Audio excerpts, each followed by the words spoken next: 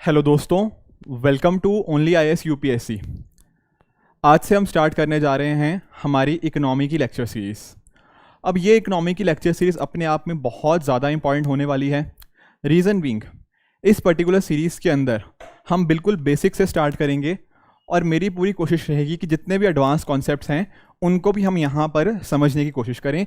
तो बिल्कुल ना इस अपने पिलर को बहुत स्ट्रॉन्ग करेंगे और उनके बेसिस के ऊपर हम एडवांस कॉन्सेप्ट्स को सीखते रहेंगे। ठीक है, तो मेरा नाम ऋषभ है। ठीक है, आज से हर थर्सडे हम डेफिनेटली मिलते रहेंगे एंड अकॉर्डिंगली इकोनॉमी को डिस्कस करेंगे।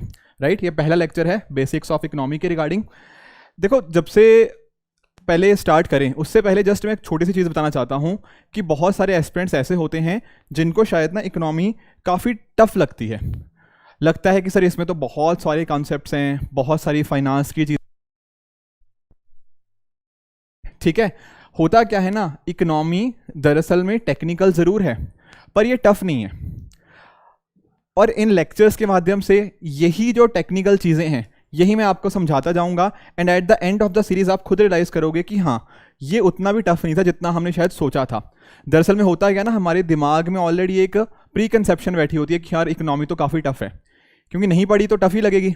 ठीक है ना, but trust me it is not tough and मैं एक्सपेक्ट करूंगा कि आप सभी लोग मुझे नीचे कमेंट्स में भी बताओगे ये चीज़ कि हाँ सर हमें टेक्निकल लगती है पर टफ नहीं है। ये धीरे धीरे ऑन द कमिंग सेशंस हम ये चीज़ पढ़ते रहेंगे।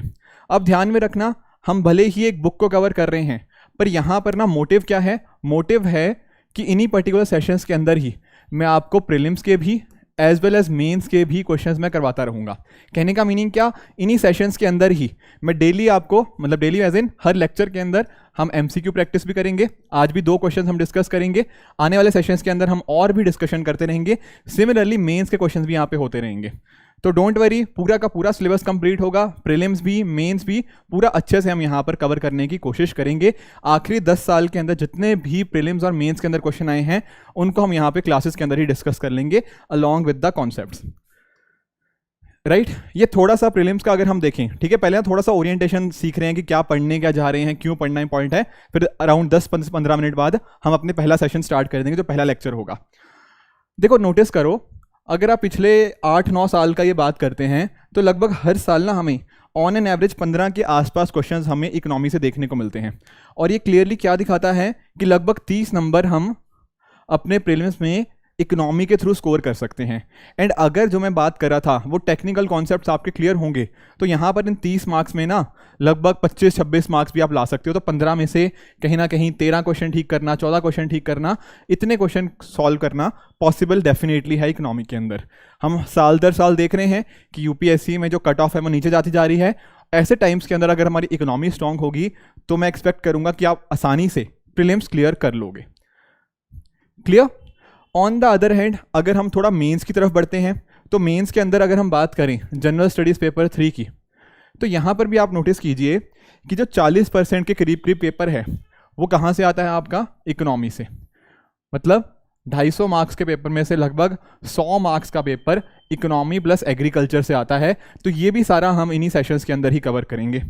ठीक है, हर साल देखो लगभग 125, 110, लगभग 100 के आसपास कहीं ना कहीं हर साल हमें यहाँ पे मार्क्स इकोनॉमी से देखने को मिलते हैं मेंस के अंदर। थोड़ा समझते हैं कि यूपीएससी ने अपना सिलेबस में क्या बात करी है। अगर प्रीलिम्स की बात करोगे ना तो प्रीलिम्स के अंदर economic and social development, sustainable development, poverty, inclusion, demographics, social sector initiatives etcetera, ये है हमारा प्रीलिम्स का सिलेबस जो यहाँ पे यूपीएससी ने हमें दिया है। अब ऐसे तो समझ पाना बहुत मुश्किल है, तो थोड़ा सा ना मैंने इनकी कैटेगराइजेशन करी है। सर कैटेगराइजेशन कैसे, in terms of the types of questions. जैसे फॉर एग्जांपल यहाँ पर कुछ क्वेश्चंस हैं जो आपकी कंसेप्चुअल अंडरस्टैंडिंग के ऊपर आएंगे। एग्जांपल लेके चलते हैं। जैसे for example let's say lender of last resort, UPSC ने 2 बार सेम क्वेश्चन पूछा है। ये आपकी कंसेप्चुअल अंडरस्टैंडिंग पे बेस्ड है। क्या आपने जो टर्म्स पढ़ी यहाँ पे उनको समझा या नहीं समझा, ये टर्मिनोलॉजी वाली भी बात वही है। उसी तरह से कुछ आते हैं आपके करंट ओरिएंटेड क्वेश्चंस। ठीक है ना, कि जैसे लेट्स से कोई चीज़ न्यूज़ में थी, आरबीआई ने कोई नया इनिशिएटिव लेके आया, हमारी गवर्नमेंट ने कुछ नया चीज़ करा, उसके रिगार्डिंग कहीं ना कहीं कुछ करंट अफेयर्स में आया, वो पूछ लिया हमसे। कुछ इकोनॉमिक सर्वे बजट से पूछ लिया, या फिर कहीं ना कहीं इन सभी के कॉम्बिनेशन से भी कुछ क्वेश्चंस आ सकते हैं। तो ऐसा कुछ हमारा प्रीलिम्स का जो क्वेश्चंस रहते हैं तो इस तरह से रहते हैं। कई बार जैसे फॉर एग्जांपल आप लोग भी सुनते होंगे ना कि भारतीय रुपये कई बार गिर रहा है, ठीक है ना। कई बार हम बात करते हैं कि रुपये हमारा मजबूत हो रहा है, कई बार बात कर रहे हैं कि रुपये कमज़ोर हो रहा है। तो उसको सॉल्व करने के लिए आरबीआई क्या तरीका अपना सकता है, क्या नहीं अपना सकता, इस तरह के क्वेश्चन आ जाते हैं। अब नोटिस करो, वैसे तो ये कंसेप्चुअल क्वेश्चन भी है, but at the same time ये करंट अफेयर्स में भी रहता है, ठीक है ना। क्योंकि अभी रिसेंट टाइम्स में भी अगर आप नोटिस करोगे तो इंडियन रुपी है, उसका हमने उसकी वैल्यू में एक कमी देखने को मिली, उसको कैसे ठीक किया गया, ऐसे क्वेश्चंस भी आते हैं। Getting the point. सिमिलरली इस तरह से कुछ और भी सैम्पल क्वेश्चन मैंने आपके लिए यहाँ पे लेकर आया हूँ, ठीक है। इनको हम डिस्कस करेंगे, डोंट वरी, सारे क्वेश्चन डिस्कस होंगे। पिछले 10 साल में जितने भी यूपीएससी ने क्वेश्चन पूछे वो सारे क्वेश्चन यहाँ पे डिस्कस करेंगे। तो अप्रोच हमारी यही रहेगी, प्रीलिम्स का भी पढ़ेंगे, मेंस का भी। जहाँ जहाँ पे प्रीलिम्स में यूपीएससी ने क्वेश्चन पूछे हैं वो सारे डिस्कस करते रहेंगे। मेंस में भी यूपीएससी ने जो जो क्वेश्चन पूछे हुए हैं उनको हम डिस्कस करते रहेंगे। प्रीवियस ईयर क्वेश्चन आपको हेल्प करेंगे आपकी डायरेक्शन को, कि किस डायरेक्शन में हमें मूव करना है। इसी वजह से सारे प्रीवियस ईयर क्वेश्चन हम डिस्कस करने वाले हैं इस पर्टिकुलर कोर्स के अंदर। क्लियर हुआ। उसी तरह से ना अगर हम मेंस की तरफ चलते हैं तो ये पूरा मेंस का सिलेबस हमें देखने को मिलता है कि इकोनॉमी के अंदर जैसे फॉर एग्जांपल इंफ्रास्ट्रक्चर हो गया, लिबरलाइजेशन का क्या इम्पैक्ट है, गवर्नमेंट बजटिंग क्या है, इंक्लूसिव ग्रोथ क्या है, ठीक है ना। तो ये सारे आपके मेंस का पार्ट है। उसी तरह से एग्रीकल्चर भी इकोनॉमी के अंदर ही है, इसको भी हम स्टडी करेंगे। यहाँ पर भी जैसे फॉर एग्जाम्पल आपका क्रॉपिंग पैटर्न कैसा है, ठीक है, पीडीएस जो पब्लिक डिस्ट्रीब्यूशन सिस्टम हो गया, आपका फूड सिक्योरिटी की बात हो गया, आपका ई टेक्नोलॉजी की बात हो गया, एमएसपी की बात हो गया, ठीक है। तो ये कुछ टॉपिक्स हैं जो यूपीएससी ने आपके एग्रीकल्चर कंपोनेंट में देखे हैं। अब अगर आप इसको थोड़ा ना और अगर हम इसको थोड़ा और डिसाइफर करने की कोशिश करते हैं तो आपको नोटिस करने को मिलेगा, ये मैंने आपको सिलेबस तो बताया जो मेंस का है, इसके अंदर ना एक चीज़ बहुत ध्यान से अगर आप देखोगे तो आपको पता लगेगा कि थीम्स बहुत रिपीट होती हैं मेंस के अंदर। सर कैसे? जैसे अभी पीछे आपने सिलेबस में पढ़ा फूड प्रोसेसिंग, ये देखो यहाँ के लिखा है food processing and related industries in India, उनका क्या स्कोप है एंड क्या सिग्निफिकेंस है, एंड साथ ही साथ अपस्ट्रीम एंड डाउनस्ट्रीम रिक्वायरमेंट्स, ये सारी बातें यहाँ पे यूपीएससी ने अपने सिलेबस में दे रखी हैं। अब इसके साथ में ही अगर आप ये क्वेश्चंस देखो, पहला क्वेश्चन पढ़ो, elaborate the scope and significance of food processing industry. Word देखा, scope and significance food processing industry. वापस चलते हैं सिलेबस पे, food processing, scope and significance, है कि नहीं? बिल्कुल मेंस का क्वेश्चन जो आया बिल्कुल सिलेबस में से डिट्टो कट कॉपी पेस्ट उसने कर दिया। फिर अगला देखो, ये 2022 का क्वेश्चन था। अगला challenges opportunities of food processing, ठीक है सर। थर्ड क्वेश्चन, पॉलिसी कौन सी है कहीं ना कहीं हम जो फूड प्रोसेसिंग सेक्टर के अगर हमें चैलेंजेस को टैकल करना है। देखो 2020 में आया, 2019 में आया और आखिरी 2017 में कि कैसे food processing industry small and marginal farmers के लिए हेल्प कर सकती है।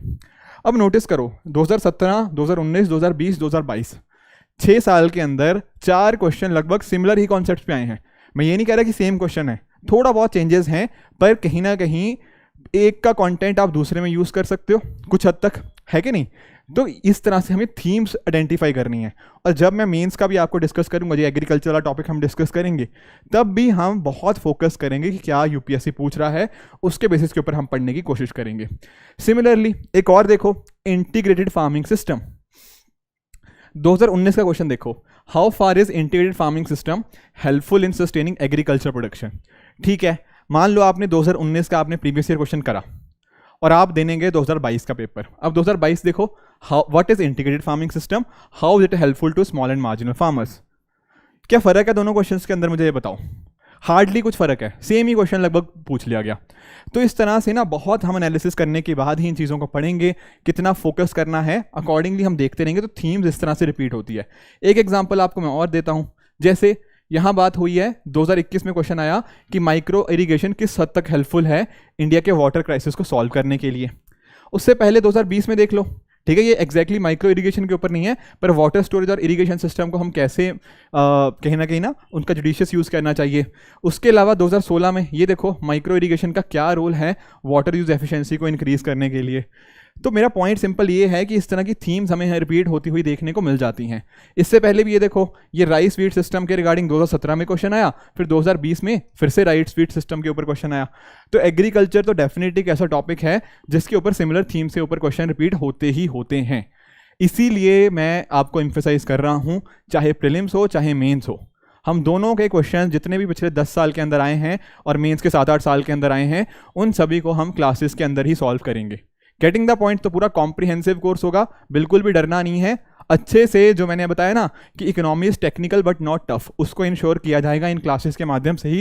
And at the end of this lecture series आप रियलाइज करोगे कि हाँ सर, आपने जो स्टार्टिंग में कहा था वो बिल्कुल सही था। क्लियर हुआ? ये कुछ चीज़ें थी जो हमें आज डिस्कस करनी थी। अब स्टार्ट करते हैं हमारे पहले सेशन से कि हमारा क्या क्या बुक के अंदर क्या मेंशन्ड है और भी नए टॉपिक्स हमें आज पढ़ने हैं। सबसे पहले तो ये समझो कि दो वर्ड्स हैं हमारे पास, एक है इकोनॉमी, एक है इकोनॉमिक्स। अक्सर ना स्टूडेंट्स को इनके बीच का फ़र्क ही नहीं पता होता, काफ़ी लोग कहते हैं कि सेम है। देखो, जो इकोनॉमिक्स है ना, वो दरअसल में आपकी स्टडी है। किस चीज़ की स्टडी सर? इस चीज़ की स्टडी कि कैसे आप स्कार्स रिसोर्सेज को यूज़ करते हो अपनी डिमांड्स को मीट करने के लिए। सर इसका क्या मतलब? जैसे फॉर एग्जांपल मैं आपको बताता हूँ। देखो, मेरी ना बहुत इन्फिनाइट डिमांड्स हो सकती हैं। कहने का मीनिंग क्या, मुझे हो सकता है ये लैपटॉप भी चाहिए, मुझे हो सकता है, ठीक है ना, ये सारी चीज़ें चाहिए, मुझे हो सकता है ये मोबाइल भी चाहिए, मुझे और भी चीज़ें, मुझे हो सकता है दुनिया घूमनी हो, ठीक है ना। तो मेरी डिमांड्स तो अनलिमिटेड है, पर मेरे पास तो लिमिटेड रिसोर्सेज ही हैं, ठीक है, मेरे पास इतने ही पैसे हैं। अब उन लिमिटेड रिसोर्सेज को कहीं ना कहीं यूज़ करते हुए, मतलब इनको मैं कैसे यूज़ करूं अपनी डिमांड्स को मीट करने के लिए। अब सारी डिमांड्स तो मैं फुलफिल नहीं कर सकता, लिमिटेड रिसोर्सेज से आप अपनी लिमिटेड डिमांड्स ही फुलफिल कर सकते हो।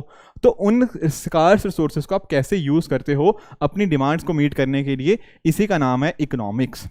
Getting the point? तो स्कार्स रिसोर्सेज रहते हैं, इन्फिनाइट डिमांड्स होती हैं। दुनिया की भी आप बात कर लो, अब दुनिया तो चाहती है कि ना बहुत आगे बढ़े, है कि नहीं, कहीं ना कहीं हमारी इकोनॉमी बहुत अच्छे से हो, पर कुछ ना कुछ रिसोर्सेज हमारे पास लैकिंग है। ऐसा थोड़ी कि इन्फिनाइट रिसोर्सेज हैं। इसी की कहीं ना कहीं स्टडी को हम क्या बोलते हैं? हम इकोनॉमिक्स बोलते हैं। काफ़ी लोग इसको, इकोनॉमिक्स को द स्टडी ऑफ चॉइसेस भी बोलते हैं। दरअसल में अगर आपको मैं थोड़ा समझाऊँ ना, तो काफ़ी लोग बोलते हैं कि इकोनॉमिक्स में ना ये पढ़ना पड़ेगा, वो पढ़ना पड़ेगा, पर दरअसल में इकोनॉमिक्स आपका रियल लाइफ ही है। कैसे? जैसे फॉर एग्जाम्पल इस टाइम के ऊपर आप ये इकोनॉमिक्स का लेक्चर देख रहे हो, आपके पास बहुत सारे ऑप्शंस थे। कहने का मीनिंग क्या हो सकता है? आप मॉल घूमने जा सकते थे, आप मूवी देख सकते थे इस जगह पर। यहाँ पर आपने क्या किया? इकोनॉमिक्स, आपने ये लेक्चर देखना बेहतर समझा, ठीक है। आपको लगा कि यार ये टाइम मेरा ये लेक्चर देखने से ज़्यादा अच्छी जगह इन्वेस्ट होगा। तो ये इकोनॉमिक डिसीजन ही है। समझ आई बात? इकोनॉमिक्स में ना कोई चीज़ करना, कोई चीज़ ना करना और चीज़ आप क्यों कर रहे हो, ये इकोनॉमिक्स ही आपका होता है। क्लियर हुई ये बात? हो सकता था आपके पास हंड्रेड्स ऑफ चॉइसेस होती, आप इकोनॉमिक्स मेरे से ना पढ़ के किसी और से पढ़ते, ये भी और कुछ नहीं, ये भी इकोनॉमिक्स का ही डिसीजन है। तो इकोनॉमिक्स और कुछ नहीं होता, बल्कि आपकी द स्टडी ऑफ चॉइसेस ही होती है। तो ध्यान रखना, इकोनॉमिक्स और कुछ नहीं, आपकी रियल लाइफ का ही यहाँ पे पार्ट है। तो इकोनॉमिक्स ना एक तरह की स्टडी हो गया कि कैसे हम कहीं ना कहीं इनको यूज़ करते हैं। जैसे आप सभी ने माइक्रो इकोनॉमिक्स के बारे में जानते होंगे और आप मैक्रो इकोनॉमिक्स के बारे में जानते होंगे। यहाँ बात किसकी हो रही है? इकोनॉमिक्स की, ठीक है ना। यहाँ बात किसकी हम कर रहे हैं? हम बात कर रहे हैं इकोनॉमिक्स की, माइक्रो एंड मैक्रो। अब इसी इकोनॉमिक्स को, ये जो पढ़ाई हमने करी, इसको अगर हमने इम्प्लीमेंट करना हो, इसको एक्शन में देखना हो, उसको बोलते हैं इकोनॉमी। जैसे for example Indian economy, US economy, या फिर आपकी पंजाब की इकोनॉमी, आपके महाराष्ट्र की इकोनॉमी। तो इकोनॉमिक्स को जब आप कहीं ना कहीं एक्शन में लेके आते हो, उसको इंप्लीमेंट करते हो, वो बन जाता है आपका economy. Getting the point? Economics के अंदर आप ये सब्जेक्ट्स पढ़ते हो, मतलब टॉपिक्स पढ़ते हो, माइक्रो इकोनॉमिक्स क्या होता है, मैक्रो इकोनॉमिक्स क्या होता है, इस तरह की अलग अलग थ्योरीज होती हैं। उन थ्योरीज का इंप्लीमेंटेशन रियल लाइफ के अंदर action, that is what is economy. जैसे फॉर एग्जांपल इंडियन इकोनॉमी। तो आई होप आप इकोनॉमिक्स और इकोनॉमी, इन दोनों के बीच का फर्क आप अच्छे से समझ गए होंगे। क्लियर हुआ? तो थोड़ा सा सर माइक्रो और मैक्रो के बारे में बता दीजिए, माइक्रो क्या होता है, मैक्रो क्या होता है। देखो, जब हम बात करते हैं माइक्रो इकोनॉमिक्स की, यहाँ पर हम डील करते हैं किसके साथ? जैसे फॉर एग्जांपल आपके छोटे एंटिटीज़ के साथ, आपके इंडिविजुअल के साथ, आपके हाउस होल्ड के साथ, एक फर्म के साथ। फॉर एग्जाम्पल लेट से आप PW की बात करोगे, ठीक है ना, तो यहाँ पर क्या होगा? ये एक अपने आप में एक फर्म है, ठीक है ना, एक इंस्टीट्यूशन है। तो जब इनकी बात होगी तब हम माइक्रो इकोनॉमिक्स का डील करेंगे। आप अपने घर का भी तो कुछ ना कुछ देखते होंगे ना कि यार घर में इतने पैसे कमाए, इतने पैसे यहाँ पे खर्च हुए, यहाँ से ये चीज़ें हुई, या फिर आपने देखा होगा कि यार मुझे इतनी पॉकेट मिली, यहाँ से मिली है, and so on and so fourth. अब इसको बोलते हैं माइक्रो इकोनॉमिक्स। बेसिकली जो भी इंडिविजुअल इकोनॉमिक एजेंट्स होते हैं, उनके जो भी डिसीजंस होते हैं, एक प्रोड्यूसर का हो गया, एक कंज्यूमर का हो गया, एक किसान जब सोचता है कि नहीं यार मैं ये वीट ना उगा के कोई और चीज़ उगाता हूँ, ये भी माइक्रो इकोनॉमिक्स का ही पार्ट है। ठीक है ना। तो इस तरह की चीज़ों को क्या बोलते हैं हम, माइक्रो इकोनॉमिक्स। माइक्रो का मीनिंग क्या होता है, छोटा। तो जो भी आपके इंडिविजुअल फर्म्स, हाउस होल्ड्स, इनको स्टडी जो करते हैं, इनके डिसीजंस की जो स्टडी करते हैं, उसको बोल देते हैं हम क्या, माइक्रो इकोनॉमिक्स। ठीक है सर। फिर अगला पार्ट क्या है आपका, मैक्रो इकोनॉमिक्स।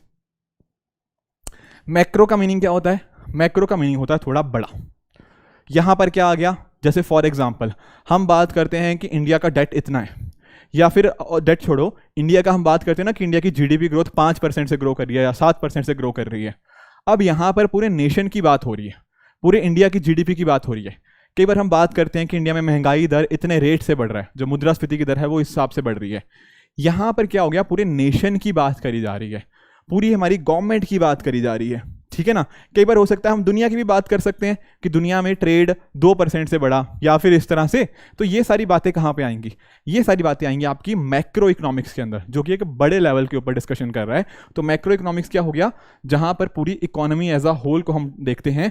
जैसे यहाँ पे आ गया आपका एग्रीगेट आउटपुट हो गया, आपका नेशनल इनकम हो गया, ये सारी बातें हमें मैक्रो इकोनॉमिक्स के अंदर देखने को मिल जाती हैं। क्लियर। आगे चलते हैं। ये थोड़ा सा मैंने ना एक टेबल फॉर्मेट में आपको दिया है, एक्चुअली आपको पीडीएफ इसकी मिल जाएगी, डोंट वरी अबाउट इट। तो माइक्रो इकोनॉमिक्स में आप छोटे छोटे कंपोनेंट्स को देखते हो, यहां पर इंडिविजुअल और बिजनेस डिसीजन को देखा जाता है। इसका दूसरा नाम है प्राइस थ्योरी भी इसको बोलते हैं। ठीक है ना। और ये हम जैसे इंडिविजुअल इन्वेस्टर्स के लिए बहुत यूजफुल होता है। Where on the other hand जब मैं बात करता हूँ आपके मैक्रो इकोनॉमिक्स की, तो पूरी कंट्री की यहाँ पर हम बात करते हैं, इकोनॉमी ऑफ द कंट्री हो गया, या फिर जो वर्ल्ड लेवल के ऊपर हो गया, उसकी बात हम यहाँ पे कर रहे हैं। तो गवर्नमेंट ने क्या डिसीजन लिया, किस तरह के कंट्रीज क्या डिसीजन ले सकती हैं, ये बातें करी जाती हैं। इसको आप इनकम थ्योरी भी बोलते हो। ठीक है, बस नाम है मैक्रो इकोनॉमिक्स का इनकम थ्योरी। तो ये भी आप ध्यान में रखना है। और यहाँ पर आपके लिए फिस्कल डिसीजन हो गया, मॉनेटरी पॉलिसी डिसीजन, ये इंपॉर्टेंट हो जाते हैं। आप लोग सोच रहे होंगे सर फिस्कल मॉनेटरी का मतलब क्या है। देखो, जब हम बात करते हैं फिस्कल, कहीं ना कहीं हम यहाँ पे किसके साथ लिंक करेंगे, हमारी सरकार के साथ। जैसे हो सकता है सरकार ने अपना खर्च बढ़ा दिया, अपनी स्पेंडिंग को इंक्रीज कर दिया, तो ये हम बोलेंगे क्या है, फिस्कल डिसीजन है, सरकार का डिसीजन है। हो सकता है सरकार ने टैक्सेस में चेंजेस कर दिए, या टैक्सेस बढ़ा दिए या टैक्सेस कम कर दिए, ये भी एक तरह का फिस्कल डिसीजन हुआ। ऑन द अदर हैंड जब मैं बात करता हूँ मॉनेटरी पॉलिसी डिसीजंस की, यहाँ किसकी बात हो रही है, यहाँ हमारे सेंट्रल बैंक की बात हो रही है। जैसे आप जानते हैं ना, रिजर्व बैंक ऑफ इंडिया, हमारा जो सेंट्रल बैंक है, वो क्या डिसीजंस ले रहा है, वो हम देखते हैं मॉनेटरी पॉलिसी के अंदर। तो आप लोगों को ना अगर इतना आइडिया लगा तो सोचो एक बार, क्या माइक्रो इकोनॉमिक्स हमारे लिए पढ़नी ज़्यादा इंपॉर्टेंट है या मैक्रो। जो भी आपका आंसर है ना, एक बार मुझे नीचे कमेंट्स में बताना कि क्या लगता है, इज माइक्रो मोर इंपॉर्टेंट और मैक्रो, यूपीएससी के पर्सपेक्टिव से। देखो इंपॉर्टेंट दोनों ही होती है, मैं बताता हूँ, पर हमारे एग्जाम के अंदर जो ज़्यादातर पूछा जाता है that is from macro economics. ठीक है, हम भी उसके ऊपर ज़्यादा ध्यान देंगे। ठीक है, माइक्रो से भी क्वेश्चन आते हैं पर काफ़ी कम क्वेश्चन आते हैं, तो इसको भी पढ़ेंगे, डोंट वरी, पढ़ना इसको भी है। ठीक है, पर ध्यान देना है कि हमारे पास जितना टाइम है हम उसमें क्या ज़्यादा फोकस करेंगे। हमारा फोकस रहेगा मैक्रो इकोनॉमिक्स के ऊपर, क्योंकि देखो अब एक इंडिविजुअल क्या कर रहा है या फिर एक छोटी फर्म क्या कर रही है, उतना इंपॉर्टेंट ये हमारे लिए नहीं है। हमारे लिए इंपॉर्टेंट क्या है कि भैया हमारी सरकार क्या कर रही है, हमारा रिजर्व बैंक ऑफ इंडिया क्या कर रहा है, दुनिया की जो अलग अलग गवर्नमेंट्स हैं वो क्या कर रही हैं, वर्ल्ड लेवल के ऊपर क्या चीज़ें हो रही हैं। तो ये सारी आपके मैक्रो इकोनॉमिक्स का पार्ट बनती हैं। तो इसको बहुत बहुत ध्यान से हमने काफ़ी डिटेल में पढ़ना है। Getting the point. ठीक है सर, ये बात तो चलो समझ आ गई कि माइक्रो और मैक्रो आखिर होता क्या है। अब ना इकोनॉमी के कुछ फंडामेंटल क्वेश्चंस हैं। सर फंडामेंटल क्वेश्चंस का क्या मतलब, मैंने बताया था ना इकोनॉमी में क्या करते हो आप। इकोनॉमी क्या होती है, कहीं ना कहीं आपकी इन्फिनाइट डिमांड्स होती हैं और स्कार्सिटी ऑफ रिसोर्सेज होती है। तो इन स्कार्स रिसोर्सेज को, जो रिसोर्सेज की कमी है, इनको कैसे हम यूटिलाइज करें अपनी डिमांड्स को मीट करने के लिए, यही कहीं ना कहीं इकोनॉमिक्स है। तो इकोनॉमिक्स एक तरह से स्टडी ऑफ चॉइसेस है, बिल्कुल। तो समझो कि हमें क्या प्रोड्यूस करना है, ये भी तो देखना पड़ेगा, क्योंकि देखो रिसोर्सेज तो लिमिटेड है हमारे पास, डिमांड अनलिमिटेड है, तो हमें देखना पड़ेगा ना कि क्या प्रोड्यूस करें। तो पहला क्वेश्चन यहाँ पे क्या आएगा, व्हाट टू प्रोड्यूस, कि क्या प्रोड्यूस करना है। मेरे पास रिसोर्सेज लिमिटेड है, क्या उस रिसोर्सेज को यूज करके मैं एक लैपटॉप को प्रोड्यूस करूं, ये एक मोबाइल फोन को प्रोड्यूस करूं, या फिर कुछ और चीज को प्रोड्यूस करूं, है कि नहीं। तो रिसोर्सेज लिमिटेड होने की वजह से व्हाट टू प्रोड्यूस और कितनी क्वांटिटी में उसको प्रोड्यूस करना है, बड़ा इंपॉर्टेंट हो जाता है। दूसरा क्वेश्चन आता है कि भैया प्रोड्यूस करें कैसे। ये दरअसल में आपकी चॉइस के ऊपर होता है कि टेक्निक क्या होनी चाहिए। आपने कुछ इंडस्ट्रीज देखी होंगी, अब हो सकता है एक इंडस्ट्री आप बनाओ, वहां पर बड़ी बड़ी मशीनें यूज करो, उनको क्या बोलते हैं हम, कैपिटल इंटेंसिव इंडस्ट्रीज, राइट। कि आपने बड़ी बड़ी मशीनें यहां पे यूज करी, उनके थ्रू आप प्रोडक्शन कर सकते हो, बिल्कुल ठीक है। उसी तरह से हो सकता है आप कहीं ना कहीं लेबर इंटेंसिव भी हो सकते हो, ठीक है ना। तो कैसे प्रोड्यूस करना है, जैसे फॉर एग्जांपल आप नोटिस करते होंगे कई ऐसे छोटे छोटे घरों में प्रोडक्शन होती है, तो वहां पर लेबर को ज़्यादा यूज़ किया जाता है। किसी जगह जब बड़े लेवल के ऊपर प्रोडक्शन करनी होती है, वहां पर हम मशीनों का ज़्यादा यूज़ करते हैं। तो भैया कैसे प्रोड्यूस करना है, ये भी एक फंडामेंटल क्वेश्चन ऑफ इकोनॉमी हो जाता है। तीसरा, किसके लिए प्रोड्यूस करना है। सर किसके लिए प्रोड्यूस करना है मतलब, जैसे फॉर एग्जांपल आप एग्जांपल लेके चलो, जैसे कोई भी ठीक है ना, लैम्बोर्गिनी का एग्जांपल ले लो, या फिर कोई भी इस तरह से आपका ऑडी का एग्जांपल ले लो, कोई भी आप जो गाड़ी का एग्जांपल लेना चाहते हो। अब ये जो गाड़ी बनी है, क्या ये आम इंसान के लिए बनी है? नहीं सर, ये तो बहुत महंगी आती है, ठीक है ना। तो ये इसकी प्रोडक्शन किसी पर्टिकुलर पर्सन के लिए हो रही है, एक पर्टिकुलर कैटेगरी ऑफ पीपल है। Whereas on the other hand हो सकता है कुछ बहुत सारी और चीज़ें प्रोड्यूस कर रखी हो, वो वहाँ पर लोगों के लिए, आम लोगों के लिए हो सकता है। आपका नमक हो गया, आपकी चाय हो गया, ये बहुत सारी चीज़ें इस तरह से होती हैं जो कहीं ना कहीं एक मास लेवल पे होती है।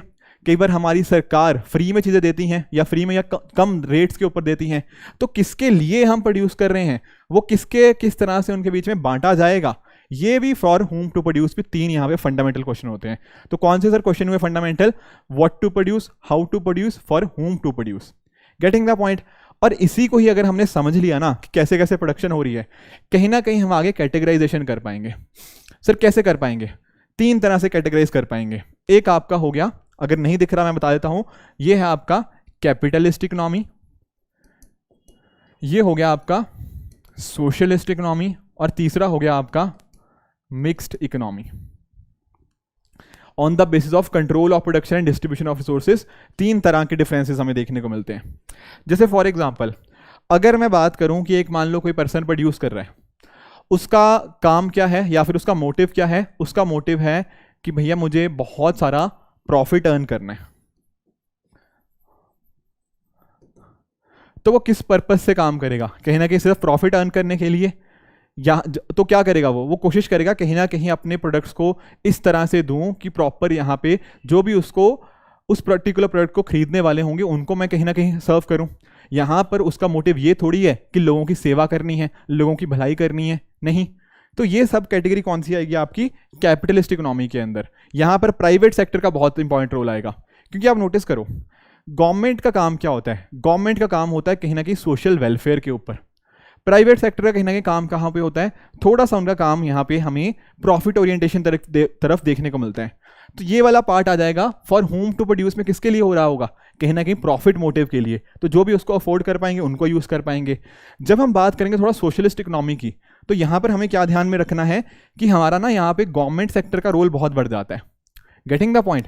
तो अगर गवर्नमेंट को लगता है कि नहीं यार सोशल वेलफेयर के पर्सपेक्टिव से कहीं ना कहीं लोगों के पास ये सारे रिसोर्सेज होने चाहिए, तो वो क्या करेगी, फॉर होम टू प्रोड्यूस वाले क्वेश्चन में क्या बात करेगी कि आम लोगों के लिए प्रोडक्शन होनी चाहिए। Getting the point. तो गवर्नमेंट यहाँ पे क्या करेगी, उन fundamental questions of the economy को डोमिनेट करेगी। जैसे फॉर एग्जांपल क्या प्रोड्यूस करना है, कौन डिसीजन लेगा यहाँ पे, हमारी सरकार। ऑन द अदर हैंड कितनी क्वांटिटी में प्रोड्यूस करना है, हमारी सरकार डिसीजन लेगी। ठीक है, किस तरह से प्रोडक्शन करनी है, हो सकता है सरकार को लगे यार अगर ना हम लेबर इंटेंसिव के थ्रू करेंगे तो उसके थ्रू क्या होगा, कहीं ना कहीं ज़्यादा से ज़्यादा लोगों को रोजगार मिलेगा। अगर सरकार की हो सकता है ये रणनीति हो, तो सोशलिस्ट इकोनॉमी बोलेगी कि हाँ लेबर इंटेंसिव को यूज़ करो। तो मेरा कहने का पॉइंट क्या है, जो fundamental questions of the economy वाले पढ़े ना हमने 3 क्वेश्चन, जब हम बात करेंगे कैपिटलिस्ट की, यहाँ पर जो हमारा प्राइवेट सेक्टर होता है मेजरली वो डोमिनेट करता है उन 3 क्वेश्चंस के ऊपर कि क्या प्रोड्यूस करना है, कैसे प्रोड्यूस करना है, किस क्वांटिटी में प्रोड्यूस करना है। ठीक है, वो सारे क्वेश्चंस यहाँ पे प्राइवेट सेक्टर डोमिनेट करता है। जब मैं बात करूंगा सोशलिस्ट इकोनॉमी की, यहाँ पर रोल आ जाएगा आपकी सरकार का। सरकार बताएगी कि क्या प्रोड्यूस करना है, कितनी क्वांटिटी में प्रोड्यूस करना है, कैसे करना है और किसके लिए करना है। और आखिरी जो मैं बात कर रहा हूँ दैट इज मिक्स्ड इकोनॉमी। अब नाम से ही क्लियर है मिक्स्ड इकोनॉमी, तो यहाँ पर आपकी सेंट्रल गवर्नमेंट भी है, मतलब गवर्नमेंट भी है, और आपका जो प्राइवेट सेक्टर भी है। कुछ फैसले हमारा गवर्नमेंट करेगा, कुछ फैसले हमारे प्राइवेट सेक्टर करेगा। अब आप लोग 1 मिनट लो, सोचो कि इंडिया क्या है आज के टाइम के ऊपर। क्या इंडिया कैपिटलिस्ट है, क्या इंडिया सोशलिस्ट है, या इंडिया मिक्स्ड इकोनॉमी है? 1 मिनट दिमाग से सोचो। आई एम वेरी श्योर आप सभी ने सही सोचा होगा। The answer is mixed economy. India में प्राइवेट सेक्टर का भी कहीं ना कहीं रोल है, ऑन द अदर हैंड सरकार भी बहुत सारे फैसले लेती है, आप सब लोग जानते होंगे। अब कई बार ना लोगों के दिमाग में क्वेश्चन आता है कि सर हम लोग तो 1947 में आज़ाद हुए, ठीक है सर, उस टाइम पर हम क्या थे और आज क्या है? क्या कुछ फर्क है उस टाइम के ऊपर और आज के टाइम के ऊपर? देखो समझने की कोशिश करना। 1947 के अंदर हम आज़ाद हुए, आज 2023 में बैठे हैं। अब जब हम आज़ाद हुए 1947 के अंदर, तो उस टाइम आप नोटिस करना, उस टाइम ना प्राइवेट सेक्टर के पास पैसा ही नहीं था उतना, और कहीं ना कहीं जो पैसा था हमारा सरकार के पास था। मतलब बेसिकली उस टाइम पर थोड़ी गरीबी भी ज़्यादा थी इंडिया के अंदर, तो कहीं ना कहीं हमें सोशल वेलफेयर करना था। समझ पाए या नहीं समझ पाए? तो सोशल वेलफेयर करना था, लोगों को गरीबी से बाहर निकालने की कोशिश करनी थी। ऐसा नहीं करना था कि कुछ लोग बहुत अमीर हो जाएं और कुछ लोग बिल्कुल ही गरीब रहें। तो यहाँ पर ना जब 1947 के अंदर थे, अडॉप्ट हमने क्या किया? हमने मिक्स्ड इकोनॉमी किया। पर इसमें ज़्यादा लक्षण हमें किसके दिखते थे? सोशलिज्म के, और प्राइवेट सेक्टर थोड़ा पीछे था। समझ आई? या अदर आई शुड से कि गवर्नमेंट सेक्टर का मेन रोल था और प्राइवेट का कम था। ध्यान में रखना 1947 में हम सोशलिस्ट नहीं थे, नहीं बिल्कुल भी नहीं। 1947 में हम थे मिक्स्ड इकोनॉमी ही, बस फर्क ये है कि उस टाइम पर गवर्नमेंट का मेजर रोल था और प्राइवेट सेक्टर का कम रोल था। अब जैसे जैसे हम प्रोग्रेस करते गए, आप जानते होंगे कि 1991 के अंदर हमने क्या करे? LPG reforms, liberalisation, privatisation, globalisation, इस तरह के हमने रिफॉर्म्स किए। यहाँ से हमने प्राइवेट सेक्टर की एंट्री थोड़ी आसान कर दी। प्राइवेट सेक्टर ने बहुत सारी कंपनी स्टार्ट करी। आजकल आप देखते हो बहुत सारी मल्टीनेशनल कंपनीज हमें देखने को मिलती है आज के टाइम के ऊपर। Getting the point? तो इससे हुआ क्या? धीरे धीरे हमने नोटिस किया कि प्राइवेट सेक्टर का रोल बढ़ता गया। तो फर्क बस ये है, आज भी हम मिक्स्ड इकोनॉमी ही है, पर प्राइवेट सेक्टर का रोल बढ़ता जा रहा है और सरकार का रोल थोड़ा सा कम होता जा रहा है।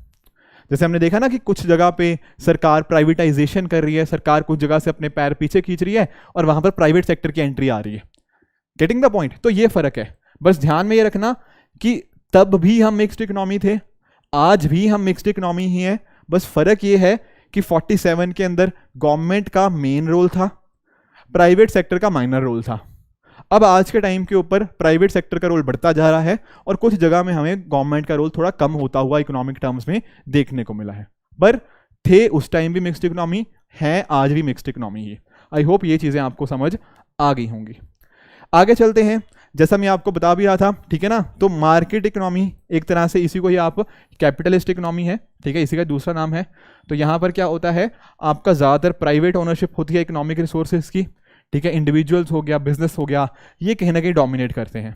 ऑन द अदर हैंड जब मैं बात करता हूँ आपके सेंट्रली प्लान्ड की, ये थोड़ा आप इसको सोशलिस्ट इकोनॉमी की तरफ मान सकते हो। यहाँ पर क्या होगा, गवर्नमेंट के पास ओनरशिप होती है आपके इकोनॉमिक रिसोर्सेज की, स्टेट प्लानिंग होती है, ये सारी चीज़ें हमें स्टेट सेंट्रली प्लान्ड के अंदर देखने को मिलती है। और मिक्स्ड के अंदर क्या होता है, गवर्नमेंट भी और private ownership of economic resources split होता है। कुछ जगह पे सेंट्रल गवर्नमेंट या government, and on the other hand कुछ जगह पे हमारे जो प्राइवेट सेक्टर डोमिनेट करता हुआ देखने को मिल सकता है। ठीक है, एक एक करके जस्ट एक बार क्विकली पढ़ लेते हैं। वैसे तो हमने समझ ही लिया ये चीज़ें। यहाँ पे नोटिस करो, पहला क्या था, कैपिटलिस्ट इकोनॉमी।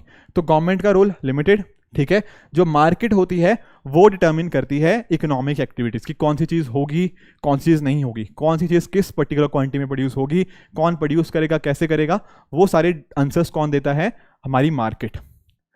अब आप एक बात नोटिस करो, मार्केट में ना सप्लाई एंड डिमांड का बहुत बड़ा रोल होता है।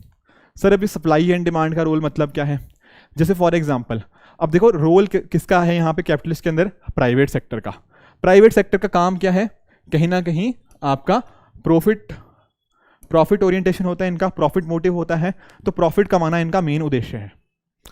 अगर इनको लगता है कि यार हाँ एक लैपटॉप प्रोड्यूस करने के अंदर हमारे पास ज़्यादा प्रॉफिट मिलेगा, तो हम क्या करेंगे, हम लैपटॉप को प्रोड्यूस करेंगे। तो हुआ क्या, लैपटॉप की ना मार्केट में डिमांड थी, क्योंकि लैपटॉप की मतलब डिमांड होगी, लोग चाहते होंगे कि हाँ यार लैपटॉप और खरीदें, पर लैपटॉप की अभी हो सकता है सप्लाई कम हो। तो ये जो होंगे हमारा प्राइवेट सेक्टर, वो क्या करेगा, उसको पता है कि डिमांड है, तो कहीं ना कहीं वो अपनी प्रोडक्शन को इंक्रीज करने की कोशिश करेगा, तो अकॉर्डिंगली वो सप्लाई बढ़ाने की कोशिश करेगा। तो जो डिमांड होती है मार्केट की, कहीं ना कहीं उस हिसाब से चीज़ें प्रोड्यूस करी जाती हैं। अगर कल को जैसे फॉर एग्जांपल लेट्स से आप कोविड-19 पैंडेमिक की बात करो, जब कोविड-19 पैंडेमिक आया तो अचानक से मास्क की डिमांड आई कि हाँ भैया मास्क पहनने हैं, तो हमारा जो प्राइवेट सेक्टर था वो भी आगे आया, बहुत बढ़ चढ़ के आगे, कहीं ना कहीं मास्क बहुत लेवल पे प्रोड्यूस होने लग गए। तो यहाँ पर ना डिमांड थी उस चीज़ की एंड अकॉर्डिंगली कहीं ना कहीं उसकी सप्लाई आने लगी, क्योंकि लोगों को प्रॉफिट दिख रहा था इसके अंदर। तो मार्केट ये सारी इकोनॉमिक एक्टिविटीज़ को यहाँ पर डिटर्मिन करती हैं, कहाँ पर, कैपिटलिस्ट इकोनॉमी के अंदर। जो सप्लाई और डिमांड है ना, इसके बीच में एक तरह का हमें बैलेंस देखने को मिलता है। जैसे ये बैलेंस ऊपर नीचे हुआ तो क्या होने लग जाता है, चीज़ों के दाम ऊपर नीचे हो जाते हैं। सर वो कैसे, जैसे लेट्स से आप टमाटर की बात करो, कई बार जैसे अभी भी आप नोटिस कर रहे होंगे टमाटर के दाम बहुत ज़्यादा बढ़ रखे हैं। क्यों बढ़ रखे होंगे, अब हुआ क्या है, लेट्स से मान लो बारिश कम हुई, मतलब बारिश मान लो प्रॉपर नहीं हुई, तो क्या होगा, कोई भी फसल हमारी अच्छे से नहीं उग पाएगी, जिसको पानी चाहिए ऐसी फसल अच्छे से उग नहीं पाएगी। फसल उग नहीं पाई तो सप्लाई कम, ठीक है, मार्केट में उतने टमाटर होंगे ही नहीं। अब सप्लाई कम है पर मार्केट में टमाटर की डिमांड बढ़ी हुई है, अब एक तरह का मिसमैच आ गया, इम्बैलेंस आ गया। और जैसे ही इम्बैलेंस आएगा अब होगा क्या, चाहने वाले बहुत सारे लोग हैं कि टमाटर हमें चाहिए चाहिए चाहिए, पर टमाटर सप्लाई करने वाले बहुत कम है कि नहीं है, टमाटर नहीं है। तो क्या होगा, टमाटर के दाम बढ़ेंगे या नहीं बढ़ेंगे, बिल्कुल बढ़ेंगे, क्योंकि आप नोटिस करो मेरे पास पैसे हैं, मैं चाहता हूं टमाटर खरीदना, पर टमाटर बहुत ही कम है मार्केट के अंदर। तो मैं बोलूंगा चलो ठीक है यार 50 रुपये किलो हिसाब से नहीं दे सकते, मैं 100 रुपये दे दूंगा, बट मुझे टमाटर चाहिए। तो इस तरह से जब भी डिमांड ज़्यादा होती है और उसकी सप्लाई कम होती है तो एक तरह का मिसमैच, एक तरह का इम्बैलेंस देखने को मिलता है। तो होगा क्या, चीज़ों के दाम बढ़ जाएंगे, चीज़ों के दाम बढ़ जाएंगे, अकॉर्डिंगली कहीं ना कहीं ये डिमांड सप्लाई को हम मैनेज हो जाएगा। हो सकता है कुछ लोग ऐसे भी आए जो बोले कि हाँ यार अभी तो प्रॉफिट होगा, अभी हम अगर टमाटर बेचेंगे तो कहीं ना कहीं हम प्रॉफिट कर सकते हैं, तो अकॉर्डिंगली टमाटर की किसी तरह से हम सप्लाई बढ़ाने की भी कोशिश करेंगे। बट नोटिस ये रखना कि जब भी डिमांड बढ़ती है ना किसी चीज़ की, तो और उसकी सप्लाई लिमिटेड होती है तो अकॉर्डिंगली उसके दाम बढ़ेंगे ही बढ़ेंगे। एग्जाम्पल सर, एग्जाम्पल आप कोविड-19 पैंडेमिक फिर से ले लेते हैं। अब याद करो कोविड-19 पैंडेमिक की सेकेंड वेव आप सभी ने देखी होगी, बहुत ही एक बुरा टाइम था सबके लिए। उस टाइम पे आप नोटिस करना कि कुछ ना मेडिसिन थी, ठीक है, आई थिंक मुझे नाम याद नहीं आ रहे उन मेडिसिन के, पर कुछ मेडिसिन हुआ करती थी, वो मेडिसिन बहुत ही लिमिटेड थी, पर लोगों को कहीं ना कहीं अपनी ज़िंदगी बचाने के लिए, या other I should say medicine के अलावा भी कुछ ऑक्सीजन सिलेंडर्स हो गया, ये सब चीज़ें आप जानते होंगे। ऑक्सीजन सिलेंडर की डिमांड अचानक से बढ़ गई कि लोगों को बचाना है तो ऑक्सीजन सिलेंडर चाहिए, तो डिमांड बढ़ गई, बट ऑक्सीजन सिलेंडर की सप्लाई तो उतनी ही है। कहीं ना कहीं आपने देखा था ना ऑक्सीजन सिलेंडर कितने महंगे बिके थे, किस रेट के ऊपर उस टाइम पे बिक रहे थे। तो ये क्लियरली दिखाता है कि सप्लाई और डिमांड के हिसाब से चीज़ें ऊपर नीचे होती रहती हैं, उनके प्राइसेस ऊपर नीचे होते रहते हैं। तो जब भी किसी चीज़ की डिमांड बढ़ती है और उसकी सप्लाई कम होती है तो चीज़ों के दाम बढ़ेंगे ही बढ़ेंगे, जैसा कि इस चीज़ में हमने समझा। ठीक है, तो प्रॉफिट मोटिव होता है, ये तो हमने समझ लिया। कैपिटलिस्ट इकोनॉमी को ही आप मार्केट इकोनॉमी, फ्री इकोनॉमी, इन सब नामों से जान सकते हो। एक टर्म है यहाँ पे लेसाजे फेयर, इसको भी आपने ध्यान में रखना है, ये एक लैटिन टर्म है, ठीक है ना। इसके अंदर इसका मीनिंग यही होता है कि बेसिकली इकोनॉमी को अपने आप से परफॉर्म करने दो, ज़्यादा छेड़छाड़ मत करो, ठीक है ना, अपने आप डिमांड एंड सप्लाई के हिसाब से चीज़ें बैलेंस हो जाएंगी। लेसाजे फेयर का मीनिंग यही होता है। दरअसल में ये कॉन्सेप्ट और कुछ नहीं है, ये एडम स्मिथ जी हैं, ठीक है ना, इनको फादर ऑफ इकोनॉमिक्स बोला जाता है, या rather should say father of modern economics बोला जाता है। ये कैपिटलिज्म की इन्होंने काफ़ी बात करी है, ठीक है ना। इनकी ये बुक है the wealth of nation, very very famous book. तो कैपिटलिज्म का जो आइडिया था वो इन्हीं से कहीं ना कहीं हम यहाँ पे रिलेट करते हैं एडम स्मिथ के साथ, राइट। तो आई होप आपको समझ आ गया होगा कैपिटलिज्म के बारे में। तो इन्होंने इसके बारे में बात करी है, सप्लाई डिमांड की, कैपिटलिज्म की, फ्री मार्केट की, फादर ऑफ मॉडर्न इकोनॉमिक्स इनको बोलते हैं। इसके अलावा एक और कॉन्सेप्ट है इनका, that is with regards to invisible hand. Sir invisible hand का मतलब क्या है? देखो यहाँ पे इन्होंने बात करी है कि अगर हम कहीं ना कहीं अपने इंटरेस्ट को परस्यू करें, ठीक है ना। तो कहीं ना कहीं मतलब हम क्या कर सकते हैं, हम सोसाइटी के इंटरेस्ट को भी हम कर सकते हैं, ठीक है। इस तरह से इन्होंने यहाँ पे बात करी है। बेसिकली कहने का मीनिंग क्या, मीनिंग वही है जो सप्लाई और डिमांड का हम पढ़ के आए।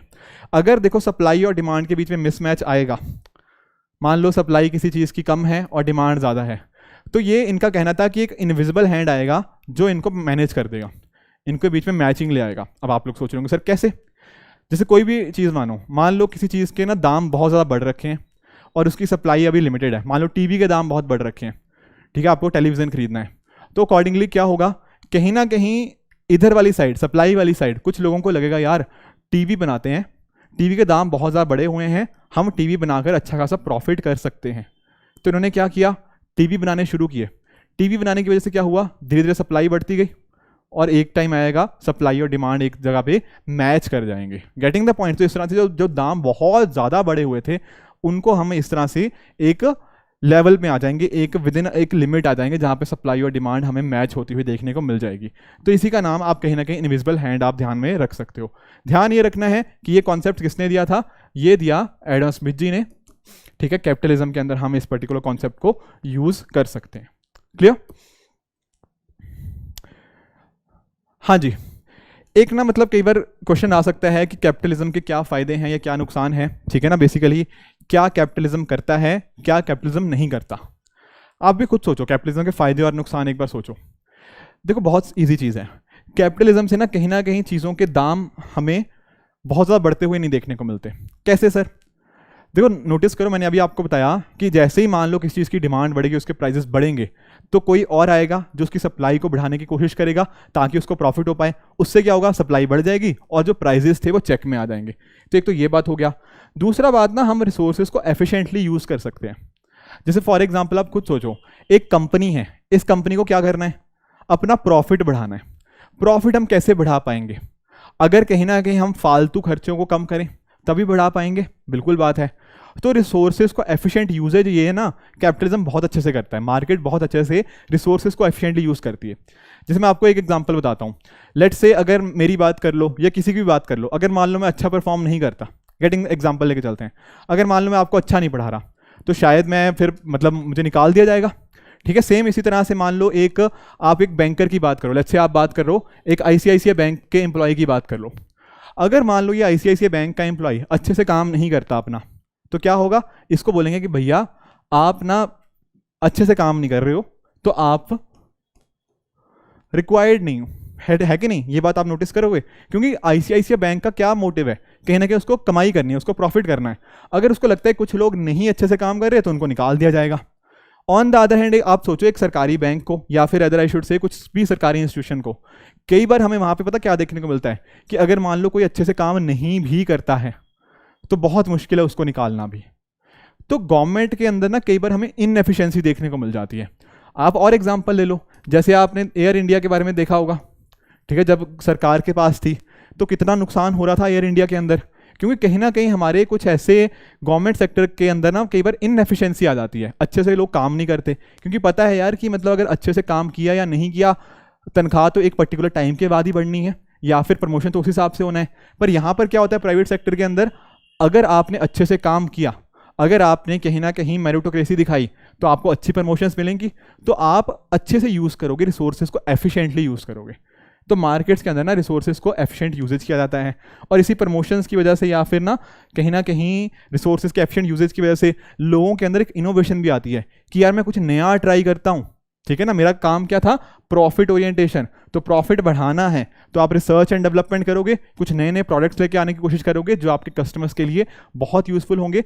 तो इस तरह से इनोवेशन प्रमोट करने के अंदर भी आपकी हेल्प करता है। साथ में ही कंज्यूमर चॉइसेस बढ़ती हैं। आप खुद नोटिस करो, 1991 से पहले का टाइम देखो, उस टाइम पर आप गाड़ियाँ देखते थे, अगर गाड़ियाँ थी ना तो बहुत ही कम गाड़ियाँ थी उस टाइम के ऊपर, मतलब आई थिंक एम्बेसडर हो सकता है, इस तरह की कुछ गाड़ियाँ थी। अब आज के टाइम पे देखो, आज के टाइम पे तो आपको इतनी सारी गाड़ियाँ देखने को मिलती हैं, मारुति सुजुकी मतलब मारुति की गाड़ियाँ आती हैं आपको, ठीक है ना, फॉक्सवैगन हो गया, ठीक है ना, आपके पास टाटा की आती हैं, बहुत सारी आज के टाइम पे तो आपको ऑप्शन ही ऑप्शन है। उसी तरह से आप नोटिस करो आज के टाइम पर आपके पास KFC है, आपके पास मैकडोनल्ड्स है, ठीक है, बर्गर किंग है, इस तरह के अलग अलग ऑप्शंस हैं। ये क्या है, ये प्राइवेट सेक्टर की तरफ से तो आ रहे हैं, ठीक है ना। अगर मान लो सिर्फ सरकार होती तो कहीं ना कहीं शायद उतना इनोवेशन ना होता, उतना कहीं ना कहीं हमारे पास उतने अच्छे कंज्यूमर्स के लिए उतने अच्छे ऑप्शंस नहीं होते। Getting the point. आज आप मान लो कोई घड़ी पहनते हो तो घड़ियों के अंदर भी कितने सारे ऑप्शंस हैं। ये कंज्यूमर चॉइसेस कैसे बढ़े हैं? ये इसीलिए तो बढ़े हैं क्योंकि प्राइवेट सेक्टर कहीं ना कहीं इनोवेटिव हो रहा है, वो कंज्यूमर चॉइसेस को फुलफिल करने की कोशिश कर रहा है, तो कंज्यूमर चॉइसेस बढ़ते रहते हैं। वेल्थ क्रिएशन होती है, कहीं ना कहीं सबका भलाई यहाँ पे पॉसिबिलिटी एक होती है। क्योंकि आप नोटिस करो, आप अपने पेरेंट्स से पूछना, आपके आई एम श्योर कि आपके जो पेरेंट्स होंगे ना, मतलब या पेरेंट्स, आप सबकी नहीं बात कर रहा, ज़्यादातर की बात कर रहा हूँ, तो क्या होगा, कहीं ना कहीं शायद वो गवर्नमेंट के साथ लिंक्ड रहे होंगे काफ़ी लंबे टाइम तक, ठीक है, या फिर हो सकता है उनकी खुद की दुकान हो, इस तरह के मतलब प्रोफेशंस में रहे होंगे। आज के टाइम पर अब हम क्या नोटिस करते हैं कि आपके हो सकता है कोई ब्रदर हो सकता है लेट्स से इन्फोसिस में काम कर रहा हो सकता है आपका ब्रदर कोई गूगल में काम कर रहा हो, कोई अमेजॉन में काम कर रहा हो। Getting the point. ये सारे प्राइवेट सेक्टर हैं, ठीक है ना। तो इससे क्या हुआ, प्राइवेट सेक्टर आया, उसने क्या किया, अलग अलग तरह की अपॉर्चुनिटीज क्रिएट करी, तो इससे इन सारे लोगों को रोजगार मिला। तो इस तरह से ना रोजगार की भी नई नई अपॉर्चुनिटीज यहाँ पे मिलती हैं। तो ये सारे बेनिफिट्स होते हैं आपके जो मार्केट्स के थ्रू। पर सब कुछ अच्छा थोड़ी होता है, एक सिक्के के दो पहलू होते हैं। तो यहाँ पर भी मार्केट्स में कुछ ऐसी चीज़ें भी होती हैं जो मार्केट अच्छे से नहीं कर सकती। जैसे फॉर एग्जांपल, पहला हम बात कर सकते हैं पब्लिक गुड्स की। देखो, कुछ ऐसी चीज़ें हो सकती हैं जो कहीं ना कहीं लोगों को हमें देनी ज़रूरी हो, पर हम उनको नहीं दे पाएंगे, ठीक है ना। मैंने क्या बताया, मार्केट्स का काम क्या है, सिंपली प्रॉफिट ओरिएंटेशन करना। जो उनको प्रॉफिट देगा उसके लिए चीज़ बनाई जाएगी, पर एक गरीब के लिए थोड़ी कोई चीज़ बनाएगा, ठीक है ना। एक गरीब के लिए जो स्कूल बनाएगा, क्या वो प्राइवेट सेक्टर वाला बनाएगा? नहीं बनाएगा, है कि नहीं। उनके लिए अच्छा हेल्थ फैसिलिटीज़ क्या ये मार्केट प्रोवाइड करेगी? नहीं। मार्केट का काम क्या है, कहीं ना कहीं ऐसे हॉस्पिटल बनाओ जहाँ से ज़्यादा से ज़्यादा पैसा कमाया जा पाए। तो ये सारी चीज़ें यहाँ पर इनके द्वारा प्रोवाइड नहीं करी जा पाएंगी, ठीक है ना। कई बार हो सकता है मोनोपोली आ जाए, कई बार जैसे ना एक्सटर्नैलिटीज़ वाली सिचुएशन हमें देखने को मिल जाती है कि मान लो मुझे अपनी कंपनी को आगे लेके जाना है, अब मैं आगे लेके जाने के लिए कुछ भी करने के लिए तैयार हो जाऊँ। जैसे कि सर, जैसे कि हो सकता है मेरा एक कोयले का प्लांट हो, इस कोयले के पावर प्लांट के थ्रू मैं ये बस ये देख रहा हूँ कि मुझे कितनी कमाई हो रही है और मुझे कितना नुकसान हो रहा है, मैं ये बस ये देख रहा हूँ। मुझे कोई फर्क नहीं पड़ रहा कि इन्वायरमेंट पोल्यूट हो रहा है या नहीं हो रहा, ठीक है ना। मुझे तो ये देखना है कि भैया मेरा कोयले का पावर प्लांट सक्सेसफुली कैसे रन करे, कैसे मैं उससे ज़्यादा से ज़्यादा प्रॉफिट कमाऊँ। तो मैं इन्वायरमेंट का मेरे ध्यान में है ही नहीं कुछ चीज़ें इस तरह की। तो बहुत सारी ना कई बार हम नेगेटिव एक्सटर्नलिटीज इसके साथ एसोसिएटेड होती हैं जिनको हम भूल ही जाते हैं, ठीक है। उसी तरह से कुछ और भी है, ठीक है ना। कई बार इसको ये भी बोला जाता है कि वेल्थ हमारा जो होता है ना, वो अनइक्वली डिस्ट्रीब्यूट होता है। कैसे, कहने का मतलब क्या, देखो काफ़ी बार ना इंडिया में भी ये बात बोली जाती है, या फिर आप यूएस का भी एग्जांपल देख सकते हो। क्या होता है, जब हम थोड़ा मार्केट ओरिएंटेशन की तरफ जाते हैं तो इससे जो अमीर होता है वो बहुत ज़्यादा अमीर हो जाता है और गरीब ऐसा बहुत गरीब होता रहता है, ऐसा मतलब बोलते हैं लोग, ठीक है ना। ये बहुत सारे यहाँ पे राइटर्स ने ऐसा माना है कि इकोनॉमी के अंदर जब हम बात करते हैं मार्केट के कैपिटलिज्म की हम बात करते हैं, तो कैपिटलिज्म की वजह से कुछ ऐसे चंद इंडस्ट्रियलिस्ट हो सकते हैं, कुछ अंदर लोग बिजनेसमैन हो सकते हैं जिनको बहुत ज़्यादा जो कमाते हैं, ठीक है ना। Whereas on the other hand कुछ गरीबों को बहुत ही कम मिलता है। तो इस तरह से कई बार हमें ना जो इनकम है उसके बीच में इनइक्वालिटी भी देखने को मिलती है। आप सभी लोग ना जैसे ऑक्सफैम रिपोर्ट के बारे में जानते होंगे, करंट अफेयर्स में भी हमने बहुत बार इनके बारे में चर्चा करी है, या फिर आप लोगों ने देखा भी होगा कई बार कि जैसे फॉर एग्जांपल जो इंडिया के टॉप 10% हैं, कहीं ना कहीं उनके पास लगभग 80% के आसपास की जो वेल्थ है वो इंडिया में टॉप 10% होल्ड करते हैं। तो आप देख ही रहे हो कि अमीरों के पास बहुत ज़्यादा पैसा है, बल्कि बहुत सारे गरीबों के पास बहुत ही कम पैसा है। तो इनकम इनइक्वालिटी के बढ़ने का भी कहीं ना कहीं एक रीज़न हम यहाँ पे मार्केट इकोनॉमिक्स के साथ लिंक कर सकते हैं। तो ऑक्सफैम इनइक्वालिटी रिपोर्ट को भी यहाँ पे कोट कर सकते हो, ठीक है ना। मैं डेटा साथ में क्यों दे रहा हूँ, क्योंकि कई बार मेंस के अंदर आप इस डेटा को कोट कर सकते हो और बेहतर मार्क्स ला सकते हो। Getting the point. तो ये सर हमने पढ़ लिया कैपिटलिज्म के बारे में। उसी तरह से हमें सोशलिस्ट इकोनॉमी देखने को मिलती है। यहाँ पर क्या होगा, यहाँ पर सोशलिस्ट इकोनॉमी के अंदर अगर हम बात करें ना, तो ज़्यादातर जो मेजर इंडस्ट्रीज़ हैं वो कौन कंट्रोल करता है, वो हमारी सरकार इनको कंट्रोल करती है। समझ गए होंगे आप लोगों ने इकोनॉमिक्स मार्केट इकोनॉमी पढ़ा, उसका बिल्कुल उल्टा। तो इसको हम प्लान्ड इकोनॉमी हो गया, कमांड इकोनॉमी, इन वर्ड से भी जानते हैं, ठीक है। सेंट्रल लेवल पे प्लानिंग हो रही है ना, तो प्लान्ड इकोनॉमी। यहाँ पर मोटिव प्रॉफिट ओरिएंटेशन नहीं है, क्या मोटिव है, सोशल वेलफेयर, ठीक है ना। अगर सरकार को लगता है कि हाँ गरीबों के लिए हमें कहीं ना कहीं चावल उगाने हैं या बाकी चीज़ें करनी हैं या वो प्रोडक्ट्स बनाने हैं, तो अकॉर्डिंगली उसी मोटिव के हिसाब से ये काम किया जाएगा। तो सोशल वेलफेयर यहाँ पे मोटिव होता है। ठीक है, इसको non market economy, centralised economy, in different different नामों से भी जाना जाता है। ठीक है, तो ये जैसे हमने पढ़ा ना कैपिटलिज्म के अंदर कि आइडिया कहाँ से आया था, वो एडम स्मिथ के राइटिंग से आइडिया आया था। जब यहाँ पे बात करते हैं हम सोशलिस्ट इकोनॉमी की, यहाँ हम बात करते हैं कार्ल मार्क्स के वर्क से। आप सभी लोग कार्ल मार्क्स के बारे में थोड़ा बहुत जानते होंगे, जो लोग सोशियोलॉजी से ऑप्शनल से हैं या इवन PSIR ऑप्शनल हो गया या और डिफरेंट ऑप्शंस के अंदर आप कार्ल मार्क्स को पढ़ते हो, तो इनके वर्क से हमें ये इनका सोशलिस्ट इकोनॉमी का आइडिया देखने को मिलता है। आप लोग जानते होंगे USSR के बारे में, ठीक है, उस टाइम जब लेनिन थे 1917 के अंदर, तो रशियन रेवोल्यूशन जब हुई, रशियन क्रांति जब हुई, उसके बाद ये आइडिया आया था सोशलिस्ट इकोनॉमी का। तो वो एक तरह से हम उसको पहली बार हम मानते हैं कि सोशलिस्ट स्टेट हमें उस टाइम पर देखने को मिली थी। बाकी तो हम समझ ही चुके हैं, ठीक है। अब देखो सोशलिस्ट इकोनॉमी के फायदे तो आप लोग समझ गए होंगे। दरअसल में ना आपको एक मैं ट्रिक बताता हूँ छोटी सी। हमने ये पढ़ा कि मार्केट क्या कर सकता है और मार्केट क्या नहीं कर सकता, राइट। अब इसको अब उल्टा कर दो, ये जो काम कहीं ना कहीं मार्केट नहीं कर सकती, ये आपका कौन करेगा? ये हमारी गवर्नमेंट सेक्टर कर सकता है। बेसिकली सोशलिज्म के अंदर ये सारी चीज़ें पॉसिबल हैं और ये सारी चीज़ें सोशलिज्म के अंदर नहीं होती, ठीक है, उल्टा है एक तरह से ना। तो यहाँ से भी आप पॉइंट्स निकाल सकते हो। तो जैसे फॉर एग्जांपल अगर मैं आपसे पूछूं कि सोशलिस्ट इकोनॉमी क्या कर सकती है, तो आप बताओगे ना यार कि पब्लिक गुड्स जो हैं वो कहीं ना कहीं हमारी सोशलिस्ट इकोनॉमी प्रोवाइड कर सकती है। बिल्कुल सही बात है। उसके अलावा मतलब जैसे मैं बात कर रहा था, आपके स्कूलों की बात कर रहा था, मैं आपके हॉस्पिटल्स की बात कर रहा था, तो अभी भी बहुत सारे लोग हमारे सरकारी स्कूल में पढ़ते हैं। क्यों पढ़ते हैं? क्योंकि कहीं ना कहीं सबको पढ़ाना ज़रूरी है। सरकार का काम क्या है? Social welfare. सोशल वेलफेयर कौन कर पाएगा? हमारी सरकार ही कर पाएगी। उसी तरह से जैसे मैं बात कर रहा था हॉस्पिटल्स की, तो अच्छे हॉस्पिटल्स बनाना ये सरकार का ही काम है कहीं ना कहीं। क्यों? क्योंकि सोशल वेलफेयर की यहाँ पे बात हो रही है, ठीक है ना। तो सरकार का काम प्रॉफिट ओरिएंटेशन नहीं है, वो सोशल वेलफेयर ही है। और ये सब पॉजिटिव्स हो जाते हैं हमारे सोशलिस्ट इकोनॉमी के अंदर। अब देखो सोशलिस्ट इकोनॉमी के कुछ पॉजिटिव ज़रूर है। आपको देखने में लग रहा होगा सर ये तो बहुत ही बढ़िया चीज़ है, सबको दिया जा रहा है, सोशल वेलफेयर करी जा रही है, तो सब बढ़िया ही है सोशलिस्ट इकोनॉमी के अंदर। बट ऐसी बात नहीं है। सोशलिस्ट इकोनॉमी के अंदर भी कुछ नुकसान होते हैं। सर कैसे नुकसान? जैसे फॉर एग्जाम्पल आप नोटिस करो, अगर मुझे पता है कि भैया मेरी प्रमोशन ना 5 साल बाद ही होनी है, मैं चाहे कैसा मर्जी काम करूं, समझ रहे हो, मैं कैसा मर्जी काम करूं, मेरी प्रमोशन इतने साल बाद ही होनी है, तो क्या आपको लगता है कि मैं अच्छा काम करूंगा? शायद नहीं। मुझे लगेगा यार कि मैं चाहे घटिया काम करूं चाहे अच्छा काम करूं, मेरी प्रमोशन तो इतने टाइम बाद ही होनी है। तो कहीं ना आपका इनएफिशिएंसी बढ़ने लग जाती है। कई बार हम बात करते हैं ना, देखो मतलब मैं किसी अगेंस्ट नहीं हूँ किसी इंस्टीट्यूशन के, पर कई बार हम नोटिस करते हैं कि यार अच्छा मैं ICICI बैंक में गया था, वहाँ पर वो बहुत अच्छी फैसिलिटीज़ प्रोवाइड कर रहे थे, SBI में गया था, वहाँ पर मुझे उतनी अच्छी फैसिलिटीज़ नहीं दी गई। तो ये कई बार ना इनएफिशिएंसी यहाँ पे क्रीप इन कर जाती है। कई बार हमें लगता है कि यार हाँ कोई बात नहीं, आराम से काम करते रहेंगे, कौन सा कोई पनिशमेंट होने वाली है।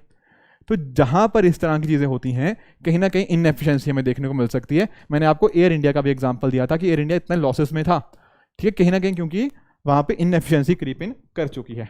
बाकी कई बार ऐसा हो सकता है कि कंसंट्रेशन ऑफ पावर। रीज़न क्या है इसके पीछे का? कि लेट्स से आपकी सरकार सारी चीज़ें प्लान कर रही है, तो हो सकता है सरकार आपकी बहुत बहुत ज़्यादा पावरफुल हो जाए। कई बार ना सोशलिज्म वाली कंट्रीज़ के अंदर हमने देखा भी है कि सरकार ने ना अपने पास इतनी पावर रख ली कि लोगों के पास कुछ वहाँ पे उनको कुछ अच्छे राइट्स ही नहीं दिए। बाकी आप नोटिस करो कंज्यूमर चॉइसेस बहुत लिमिटेड हो जाती हैं। जैसे मैंने आपको बताया ना 1991 के बाद इंडिया में प्राइवेट सेक्टर का काफ़ी तेज़ी से विस्तार हुआ। उससे पहले इंडिया में इतना ज़्यादा प्राइवेट सेक्टर नहीं होता था। तो उस टाइम पे आप नोटिस करो गाड़ियों की चॉइसेस लिमिटेड होती थी। क्या आपने क्या पीना है, तो कोल्ड ड्रिंक, कोका कोला वगैरह, ये सारी चीज़ों की चॉइसेस बहुत ही लिमिटेड होती थी। तो प्राइवेट सेक्टर उतना नहीं था, कहीं ना कहीं कंज्यूमर चॉइसेस उसलिए काफ़ी लिमिटेड हो गई थी। एक होता है रेड टेपिज्म। रेड टेपिज्म मतलब जो लाल फीताशाही। आप लोगों ने ना सुना होगा कई बार कि जैसे इंडिपेंडेंस के कुछ सालों के बाद मान लो अगर आपको कुछ फैक्ट्री लगानी है, तो फैक्ट्री लगाने के लिए क्या चाहिए? आपको लाइसेंस चाहिए। अगर मान लो फैक्ट्री में क्या प्रोड्यूस करना है, उसकी क्वांटिटी को इंक्रीज करना है, वहाँ उसके लिए लाइसेंस चाहिए। हज़ारों तरह के लाइसेंस इस तरह से चाहिए होते हैं। अब अगर मान लो कि मुझे हर चीज़ के लिए करने के लिए, कुछ भी लगाने के लिए, कुछ भी बनाने के लिए सरकार से हर तरफ से लाइसेंस चाहिए, तो क्या होगा? मुझे बिज़नेस खोलने की वही नहीं आएगी कि मैं अच्छा बिज़नेस खोलूँ कि बिज़नेस करूँ, क्योंकि इतने सारे वहाँ पर मुझे लाइसेंस लेने पड़ रहे हैं। फिर मैंने अपनी फ़ाइल तो सबमिट कर दी, वो कई महीनों तक सरकार के पास अटकी पड़ी है, ठीक है, फाइल अटकी पड़ी है। इसी को बोलते हैं क्या? लाल फीताशाही। कितना सारा रेड टेपिज्म हो चुका है। तो बिजनेस की जो हम बात करते हैं ना, क्या ईज ऑफ डूइंग बिजनेस, वो है ही नहीं, ठीक है ना। तो ये भी एक नेगेटिव चीज़ बन जाती है with regards to socialist economy, ठीक है। बाकी कहीं ना कहीं कोई इंसेंटिव नहीं है तो मुझे लगता ही नहीं कि यार मैं हार्डवर्क क्यों करूं, ठीक है। तो ये कुछ नेगेटिव्स हमें देखने को मिलते हैं with regards to socialist economy. उसी तरह से अगर हम बात करें मिक्स्ड इकोनॉमी की, सर मिक्स्ड इकोनॉमी के अंदर क्या होता है, इजी चीज़ है, दोनों के दोनों प्राइवेट सेक्टर भी होता है यहाँ पे, पब्लिक सेक्टर भी हमें देखने को मिलती है, उनकी ओनरशिप भी देखने को मिल जाती है। तो यहाँ पर हम मान सकते हैं कि दोनों के कुछ हद तक बेनिफिट्स आ जाते हैं कि प्राइवेट सेक्टर भी है, हमारा सरकार भी है, तो दोनों के कुछ बेनिफिट्स हमें देखने को मिल जाते हैं। तो बेनिफिट्स दोनों सिस्टम के हम यहाँ पे अडॉप्ट कर सकते हैं। बाकी अगर आप नोटिस करो 1929 यहाँ तक ना, 1929 तक हमें लग रहा था कि जो एडम स्मिथ जी बात कह के गए हैं, कैपिटलिज्म की बात करके गए हैं, वो बहुत अच्छा है, क्योंकि हमने यूएस को देखा, कहीं ना कहीं काफ़ी उसकी तेज़ रफ्तार हुई, तेज़ी से ग्रो किया यूएस। पर 1929 के अंदर ना हमें ग्रेट डिप्रेशन आता हुआ देखने को मिला। अब इसके अंदर क्या हुआ, इसके अंदर ना लाखों ही लोगों की नौकरियां चली गई अचानक से, मतलब हमने नोटिस किया जो स्टॉक मार्केट था वो क्रैश कर गया, लोगों की नौकरियां गई, बहुत सारे लोगों को सुसाइड करना पड़ा, कंट्रीज़ की इकोनॉमी काफ़ी नेगेटिव में आ गई। इस तरह की चीज़ें हमें देखने को मिली ग्रेट डिप्रेशन के टाइम के ऊपर। तब हमें समझ में आया कि यार जो एडम स्मिथ जी कह के गए थे ना, वो सब कुछ उतना भी सही नहीं था, तो उसको हमने क्वेश्चन किया, ठीक है। एंड इन दी एंड हमें कहीं ना कहीं जो जॉन मेनार्ड कीन्स है, ठीक है, ये है जॉन मेनार्ड कीन्स, इनका आइडिया आता है इस बुक के अंदर, the general theory of employment, interest and money. यहाँ पर इन्होंने बात किया क्या कि जब भी इस तरह की सिचुएशन आती है जिसको हम डिप्रेशन बोल सकते हैं, आप लोगों ने रिसेशन का नाम सुना होगा ना, उसी का एक एक्सट्रीम वर्जन होता है डिप्रेशन, जब अर्थव्यवस्था काफ़ी खराब स्थिति में होती है। तो ऐसे टाइम के ऊपर सरकार की तरफ से कुछ ना कुछ इंटरवेंशन ज़रूरी होता है, ठीक है। सरकार पैसा खर्च करेगी एंड कहीं ना कहीं लोगों को उससे रोज़गार मिलेगा। जैसे कोविड-19 पेंडेमिक ही देख लो, कोविड-19 पेंडेमिक आया तो लोगों की नौकरियां चली गई, जो अर्थव्यवस्था थी वो काफ़ी नीचे आ गई, इकोनॉमीज को इम्पैक्ट हुआ, उनको कहीं ना कहीं बाहर निकालने के लिए क्या किया गया, सरकारों ने अच्छा खासा पैसा खर्च किया। इस पैसे खर्च करने के थ्रू क्या हुआ, हमने इकोनॉमी का जो पहिया था उसको वापस से मूव कराने की कोशिश करी, अच्छे से लोगों की जो एम्प्लॉयमेंट है उसको रिटेन करने की हमने कोशिश करी। तो ये जो आइडिया था ना, ये John Maynard Keynes, J M Keynes के हमें देखने को मिलता है कि strong government intervention is economy to get economy out of depression, ठीक है। तो ये चीज़ हमें पता होनी चाहिए। और यहाँ पर क्या होता है, दोनों की दोनों हमें यहाँ पे एंटिटीज़ के बीच में कोऑर्डिनेशन हमें देखने को मिलना चाहिए, प्राइवेट सेक्टर के अंदर भी, गवर्नमेंट के अंदर भी। अब एक बात समझो, हमने क्या बात करी, जो मिक्स्ड इकोनॉमी होती है उसके अंदर क्या होता है, कैपिटलिज्म के भी बेनिफिट्स होते हैं और सोशलिज्म के भी बेनिफिट्स होते हैं। पर हमने बेनिफिट्स की बात तो कर ली, पर ऐसा भी तो सोचो दोनों को कंबाइन ही तो करा है। तो अगर इनके दोनों के बेनिफिट्स लिए थे तो दोनों के जो नेगेटिव चीज़ें थी वो भी तो लेंगे, है कि नहीं। तो मिक्स्ड इकोनॉमी के अंदर ना कई बार दोनों चीज़ें भी देखने को मिल जाती हैं कि उनके नुकसान भी आ सकते हैं। यहाँ पर भी आज के टाइम देखो, मिक्स्ड इकोनॉमी के अंदर आज भी इंडिया में इनइक्वालिटी देखने को मिलती है, लाल फीताशाही कुछ हद तक आज भी है, ऑल्दो हमने कम किया है इसको, पर अभी भी थोड़ी बहुत एग्जिस्ट करनी हुई देखने को मिलती है। तो इनके ऊपर काम करना हमारे लिए ज़रूरी है। बट ध्यान रखना, इंडिया तब भी मिक्स्ड इकोनॉमी थी, इंडिया आज भी मिक्स्ड इकोनॉमी है, बस फ़र्क ये है कि पहले हमारा जो फोकस था, या रादर आई शुड से, पहले गवर्नमेंट सेक्टर का ज़्यादा रोल होता था, धीरे धीरे वो रोल थोड़ा कम हुआ है और आज के टाइम पर प्राइवेट सेक्टर का रोल हमें बढ़ता हुआ देखने को मिल रहा है। पर तब भी मार्केट इकोनॉमी ही थे, सॉरी मिक्स्ड इकोनॉमी ही थे, और आज भी मिक्स्ड इकोनॉमी ही है। कुछ मैं आपको एग्जाम्पल देता हूँ। देखो, मैं ऐसा नहीं कह रहा कि ये सब कंप्लीटली वो है, ठीक है। जैसे फॉर एग्जांपल अगर हम बात करते हैं यूएस की, तो आप नोटिस करो जो यूएस है ना, वो थोड़ा कैपिटलिज्म की तरफ शिफ्ट है, ठीक है। अगर ये बीच में आप कहीं ना कहीं मिक्स्ड इकोनॉमी मानोगे ना, यहाँ पे कहीं ना कहीं अगर आप यहाँ पे मानोगे, तो जो यूएस है ना वो थोड़ा टिल्टेड है टुवर्ड्स द कैपिटलिज्म। बाकी जैसे कुछ कंट्रीज़ हैं, जैसे फॉर एग्जांपल आपका नॉर्थ कोरिया हो गया, आपका वेनेजुएला हो गया, ये थोड़ा टिल्टेड है किसकी तरफ, कम्युनिज्म की तरफ। इंडिया कहीं ना कहीं बीच में है, मिक्स्ड इकोनॉमी ही है, ठीक है ना। और जैसा कि मैं आपको बता रहा था, पहले हम मान सकते हैं 1991 से पहले हम थोड़ा मिक्स्ड इकोनॉमी ही थे, बट थोड़ा सा टिल्ट इधर वाली साइड था। अब आज के टाइम पर भी मिक्स्ड इकोनॉमी ही है, बट थोड़ा सा टिल्ट थोड़ा इधर की तरफ आ चुका है। गेटिंग द पॉइंट, बस ये फर्क है। तो ये कुछ एग्जांपल्स भी आप यहाँ पर देख सकते हो, ठीक है। एक छोटा सा वर्ड कई बार ना आजकल न्यूज़पेपर में देखने को मिलता है, हालांकि ये मैंने इकोनॉमिक सर्वे से लिया है, क्योंकि कई बार इकोनॉमिक सर्वे के अंदर कुछ इंपॉर्टेंट चीज़ें आती रहती हैं। तो वहाँ पर ना हमें दो वर्ड्स के बीच का फ़र्क समझना है। एक होता है प्रो बिजनेस और एक होता है प्रो क्रोनी। कहने का मतलब क्या, देखो कई बार हमें ऐसा लगता है यार कि ये ना बिजनेसमैन को ना हम कई बार गलत नज़रिए से देखते हैं कि इसका तो काम ही सिर्फ पैसे कमाना है, या इस तरह की चीज़ें हम सोचते हैं। पर देखो, बिजनेस होने में कोई गलत बात नहीं है, क्रोनी कैपिटलिज्म में कुछ गलत बातें हैं। कहने का मीनिंग क्या, जैसे फॉर एग्जांपल अगर मान लो हमारी सरकार है और सरकार और किसी पर्टिकुलर इंडस्ट्रियलिस्ट के बीच में कुछ सांठ गांठ हो जाए, वो गलत चीज़ है, that is a wrong thing. तो crony capitalism is a wrong thing. Business को कुछ अच्छी पॉलिसीज देना, कुछ अच्छी फ्रेंडशिप या फिर कहीं ना कहीं उनके लिए अच्छी पॉलिसीज लेकर आना, उसमें कोई गलत बात नहीं है। Getting the point. अगर मान लो सरकार कुछ ऐसी पॉलिसीज बनाती है, कुछ ऐसे लॉज लेकर आती है, कुछ उनको टैक्स के अंदर कुछ बेनिफिट्स दिए जाते हैं, जिसके बेसिस पे क्या हो, जिसके बेसिस पे वो जो बिजनेसमैन है वो यहाँ पर अपनी फैक्ट्रीज लगाएं, अकॉर्डिंगली लोगों को रोजगार दे, तो ये काम करने में कोई गलत बात नहीं है। This is what, this is pro business. पर अगर सरकार और कुछ इंडस्ट्रीज के बीच में कुछ सांठ गांठ हो जाए और सरकार इन्हीं पर्टिकुलर इंडस्ट्रीज को कहीं ना कहीं या फिर इन्हीं पर्टिकुलर बिजनेसमैन को सपोर्ट करने की कोशिश करे, that is a wrong thing. उसी को क्या बोलते हैं हम, प्रो क्रोनी। तो प्रो क्रोनी के अंदर क्या होता है ना, सिटीजन वेलफेयर का ध्यान नहीं रखा जाता। प्रो बिजनेस के अंदर हम इसको देखते हैं, ठीक है, कि सिटीजन्स का भी भलाई कहीं ना कहीं हो, कहीं ना कहीं लोगों को अच्छा रोजगार मिले। आई बात समझ में? तो आई होप प्रो बिजनेस और प्रो क्रोनी आपको देखने को मिल गया होगा। बाकी अगर देखो हम बात करें वेलफेयर स्टेट की, तो आप लोग पॉलिटी भी पढ़ ही रहे हो, ठीक है, पॉलिटी के अंदर आपने पढ़ा होगा वेलफेयर स्टेट। कहीं ना कहीं हमारे जो DPSPs हैं, directive principle of state policy, उसके अंदर भी हमने इन्विसाज किया है कि इंडिया एक तरह से क्या होगा, वेलफेयर स्टेट होगा, जहाँ पर लोगों की हम वेलबींग को इंश्योर करेंगे और लोगों की ज़िंदगी कैसे आसानी से कर जा पाए, ईज़ ऑफ लिविंग को हम यहाँ पे प्रमोट करते हैं।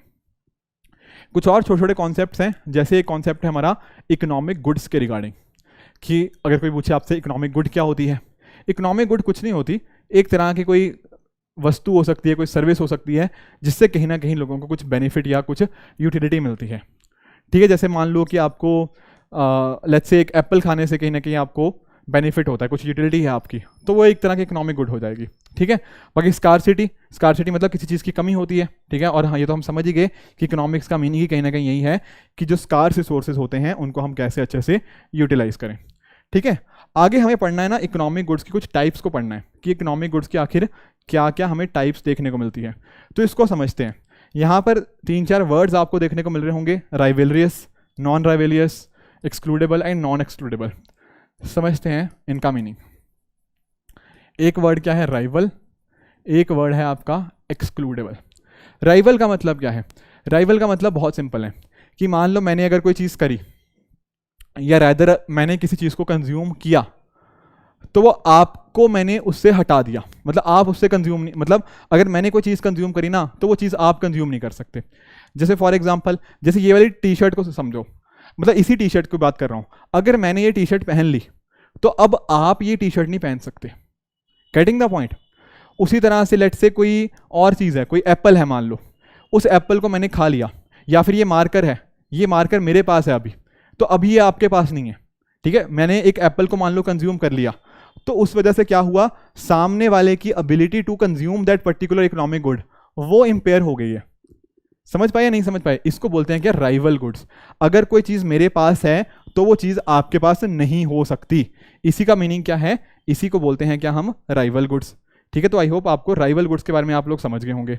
इसी तरह से हमारा दूसरा वर्ड क्या है, दूसरा वर्ड है हमारा एक्सक्लूडेबल। एक्सक्लूडेबल का मतलब क्या, कि किसी चीज़ को उससे बाहर रखा जा सकता है। एक्सक्लूड का मतलब क्या होता है, किसी को उससे बाहर रखना। तो एक्सक्लूडेबल का मीनिंग यही है कि आप सामने वाले को क्या उससे बाहर रख सकते हो या नहीं रख सकते हो, इसी का मीनिंग है एक्सक्लूडेबल। अब एग्जाम्पल समझते हैं, थोड़ा और क्लियर होगा। जैसे एक सोचो राइवलरियस का और एक्सक्लूडेबल, कौन सी ऐसी चीज़ है जो राइवलरियस भी है और आपकी एक्सक्लूडेबल भी है, इसके बारे में सोचो। एग्जाम्पल्स मैंने आपको सामने दे रखे हैं, बट फिर भी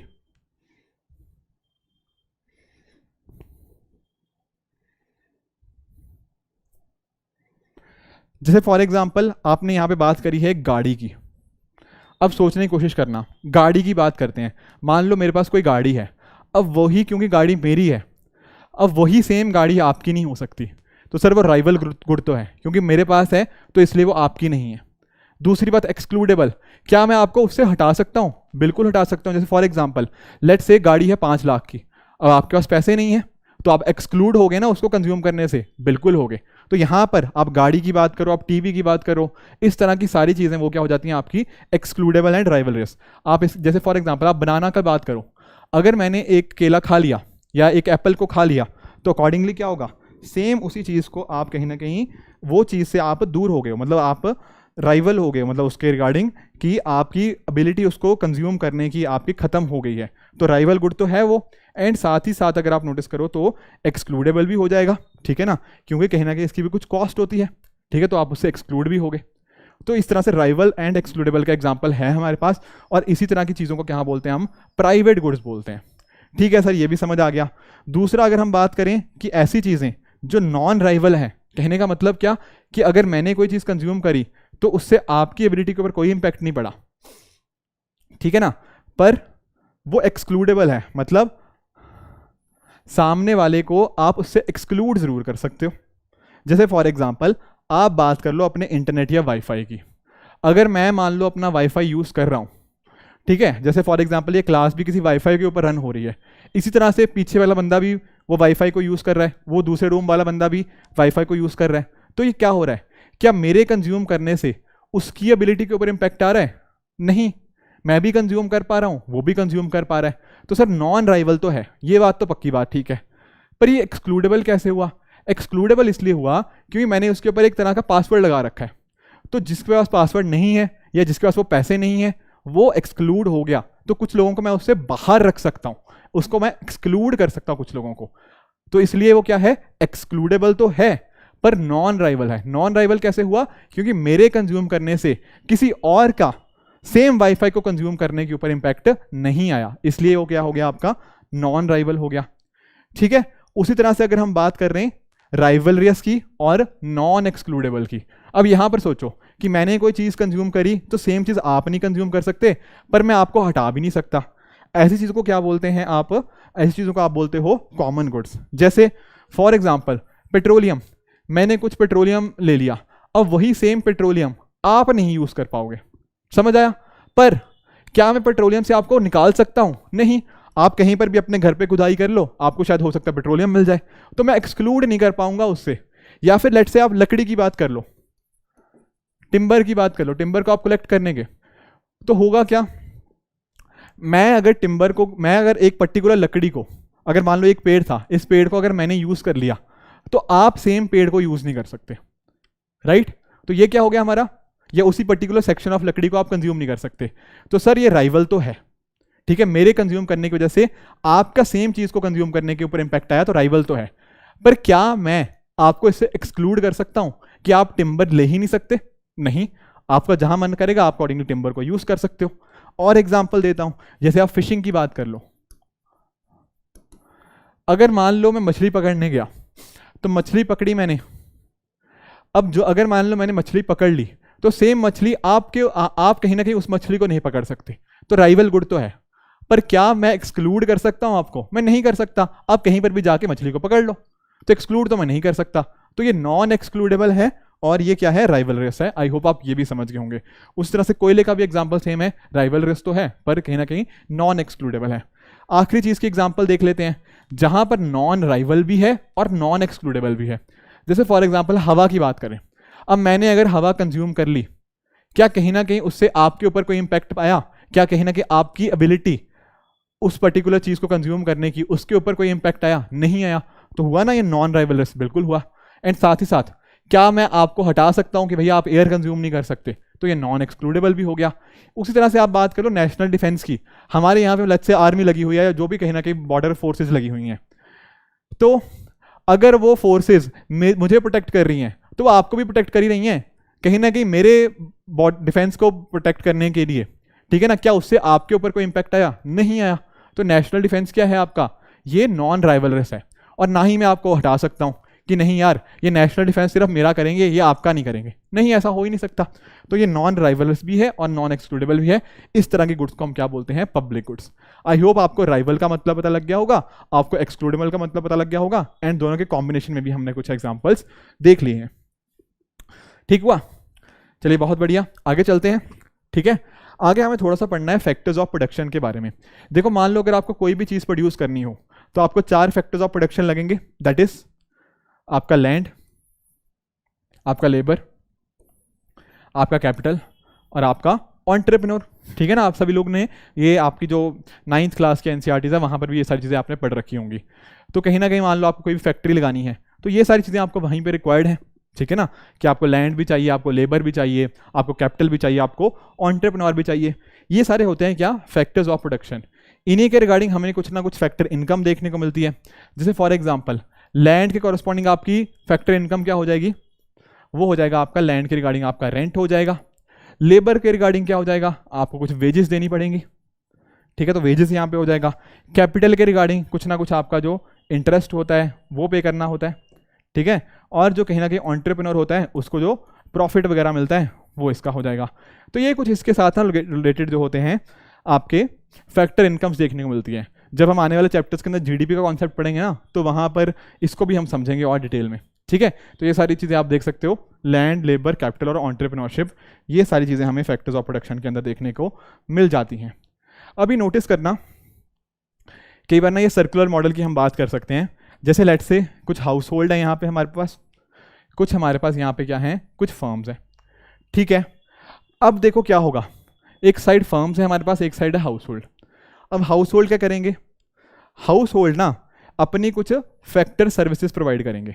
फैक्टर सर्विसेज मतलब जैसे लैंड, लेबर, ये सारी चीज़ें आपको प्रोवाइड कर रहे हैं, ठीक है। बदले में फर्म्स उनको क्या देंगी, कुछ ना कुछ फैक्टर पेमेंट्स करेंगी, ठीक है। जो हमने देखा कि रेंट हो गया, ठीक है ना, वेजेस हो गया, ये सारी चीज़ें प्रोड्यूस कर, ये सारी चीज़ें बदले में उनको फैक्टर इनकम या फैक्टर पेमेंट्स मिलेंगी। और साथ ही साथ अगर आप नोटिस करो तो गुड्स एंड सर्विसेज का भी हमें फ्लो देखने को मिलता है, एंड अकॉर्डिंगली कंजम्पशन और एक्सपेंडिचर, ये सारी चीज़ें भी हमें यहाँ पे देखने को मिल जाती है। तो टेक्निकली ये है क्या, एक तरह का इकोनॉमी का मॉडल है जो बताता है कि किस तरह से हमें कहीं ना कहीं इकोनॉमिक एक्सचेंज होता हुआ देखने को मिलता है, ठीक है। तो मनी एंड गुड्स और सर्विसेज एक अपोजिट डायरेक्शन में फ्लो करती हैं, पर एक क्लोज सर्किट के अंदर। तो ये चीज़ें आपको यहाँ पे पता होनी चाहिए with regards two factors of production. एक और छोटा सा कॉन्सेप्ट है पॉजिटिव और नॉर्मेटिव इकोनॉमिक्स, बस ये कॉन्सेप्ट ही है, डोंट इतना ज़्यादा डिटेल में नहीं जाना।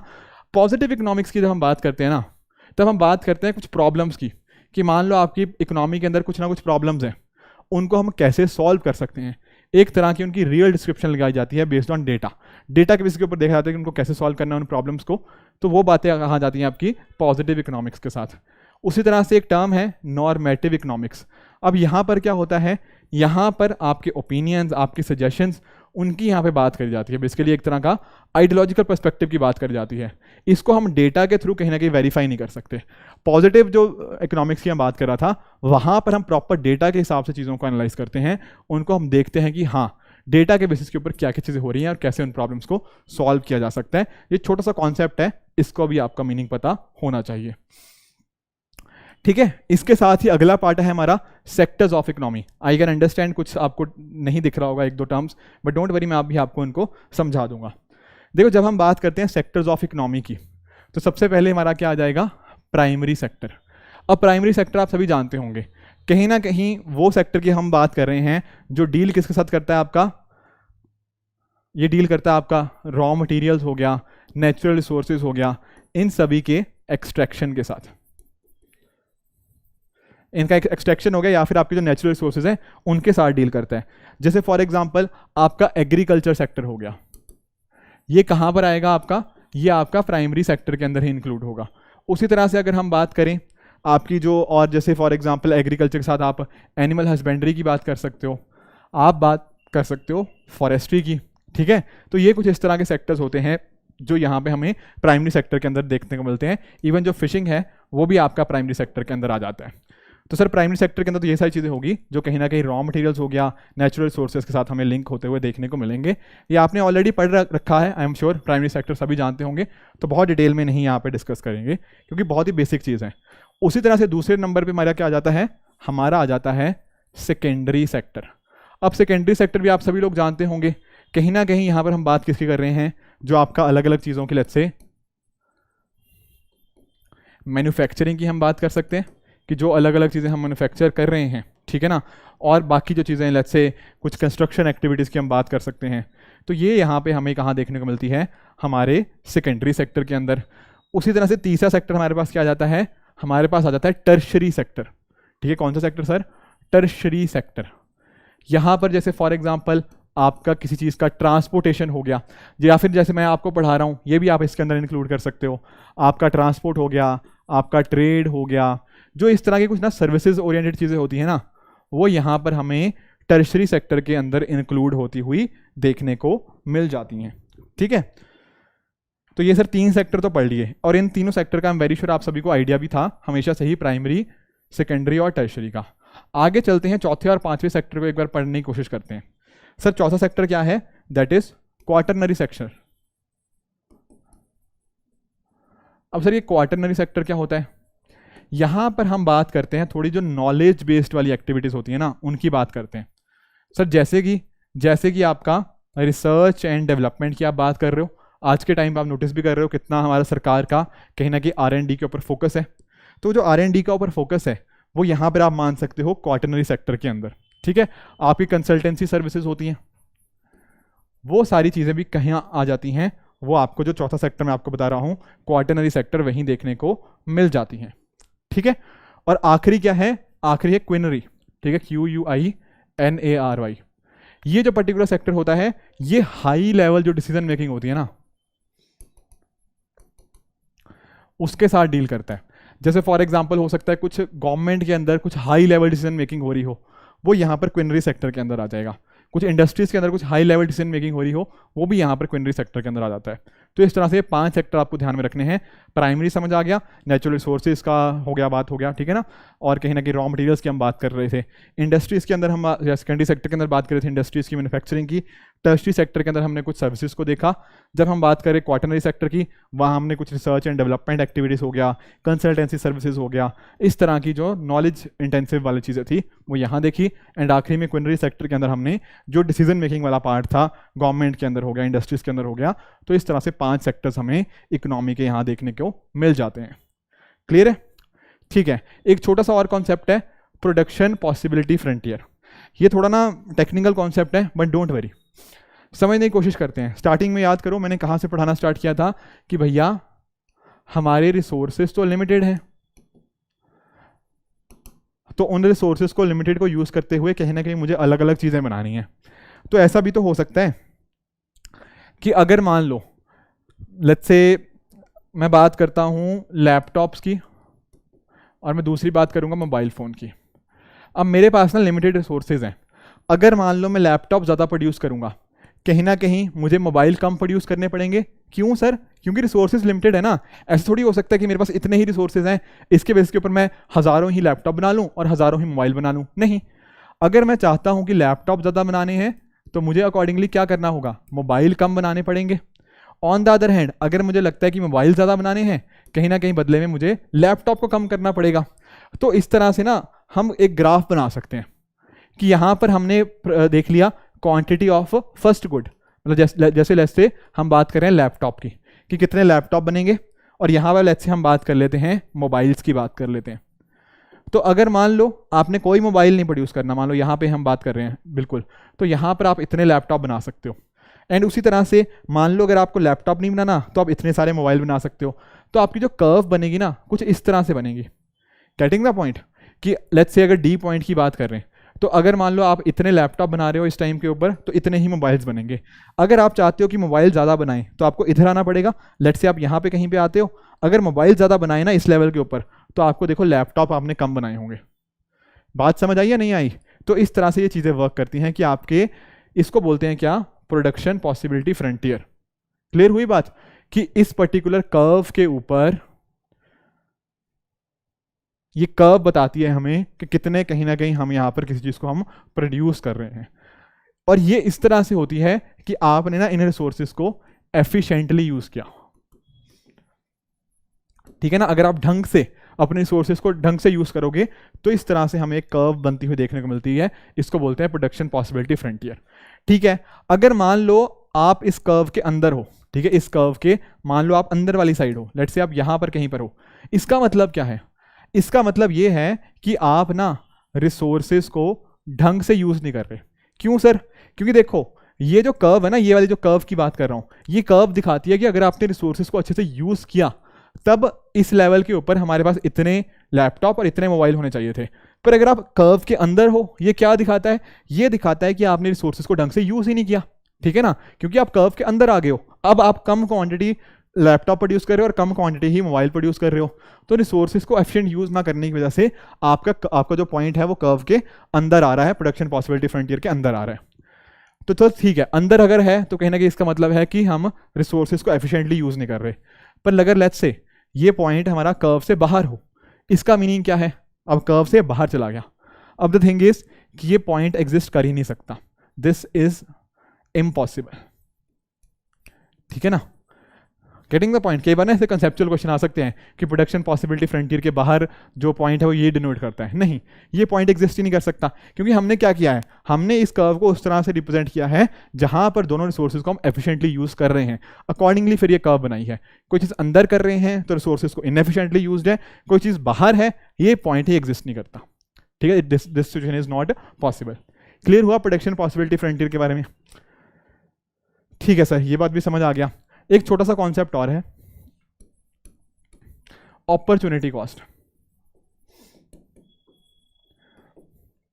सिंपल सा मीनिंग है अपॉर्चुनिटी कॉस्ट का। जैसे फॉर एग्जांपल आप अभी इस लेक्चर को देख रहे हो, अब ऐसा भी तो हो सकता था कि इस लेक्चर को ना देखते हुए आप इसकी जगह कुछ और कर लेते। ठीक है ना, लेट्स से आपने एक मूवी देख लेते, एक कोई क्रिकेट मैच देख लेते, एनीथिंग लाइक दैट। इसको बोलते हैं कि आपने ये जो चीज़ चूज करी, इसकी वजह से कहीं ना कहीं इसका जो पीछे का ऑल्टरनेटिव था, ऑल्टरनेटिव मतलब इसकी जगह आप क्या करते, तो बेस्ट ऑल्टरनेटिव होता है उसकी क्या कॉस्ट होती है, जो आपने फोरगो कर दिया, उसी कॉस्ट को बोलते हैं क्या, अपॉर्चुनिटी कॉस्ट। तो cost of the next best alternative forgone. अगर आप ये चीज कर रहे हो तो कहीं ना कहीं इसके पीछे आप कुछ और चीज नहीं कर रहे, उस जो बेस्ट ऑल्टरनेटिव की कॉस्ट आपने, मतलब उस जो बेस्ट ऑल्टरनेटिव आपने फोरगो किया है उसकी क्या कॉस्ट है, उसी को बोलते हैं अपॉर्चुनिटी कॉस्ट। सर एग्जांपल से समझा दीजिए।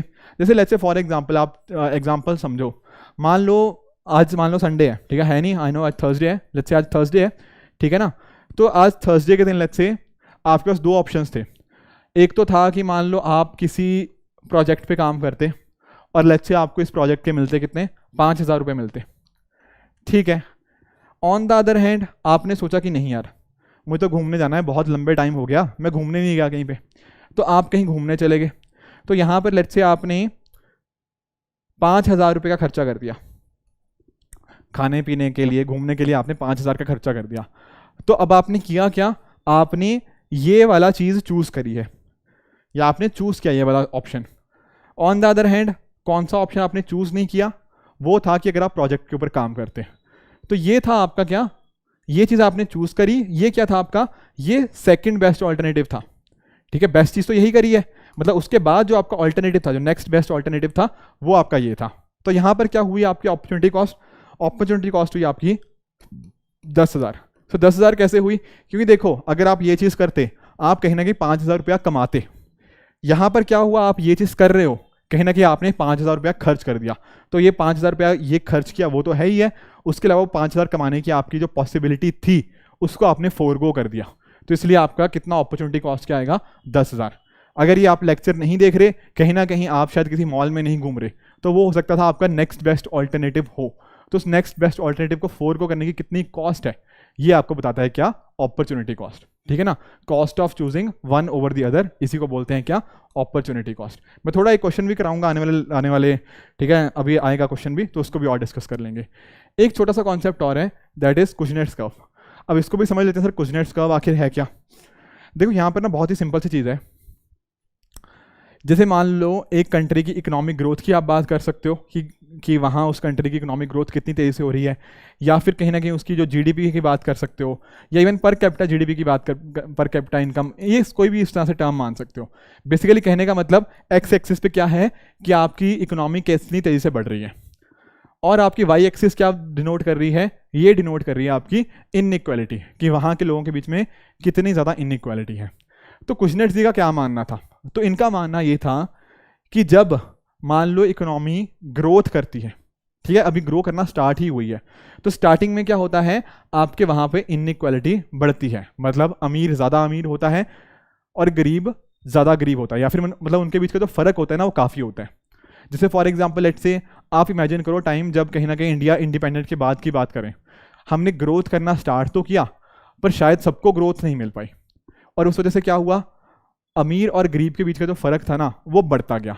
तो जब भी इनका मानना है कुजनेट्स जी का ऐसा है कि जब भी इकोनॉमी बढ़ना स्टार्ट होती है तो पहले कुछ लोगों को फायदा होता है जो आपके अमीर लोग हैं, फिर धीरे धीरे मान लो इकोनॉमी बढ़ती गई बढ़ती गई बढ़ती गई, एक टाइम ऐसा आता है उसके बाद ना जब आपकी इकोनॉमी उससे भी ज़्यादा बढ़ती है तो कहीं ना कहीं वहाँ के जो लोगों के बीच में इनइक्वालिटी है वो कम होती रहती है।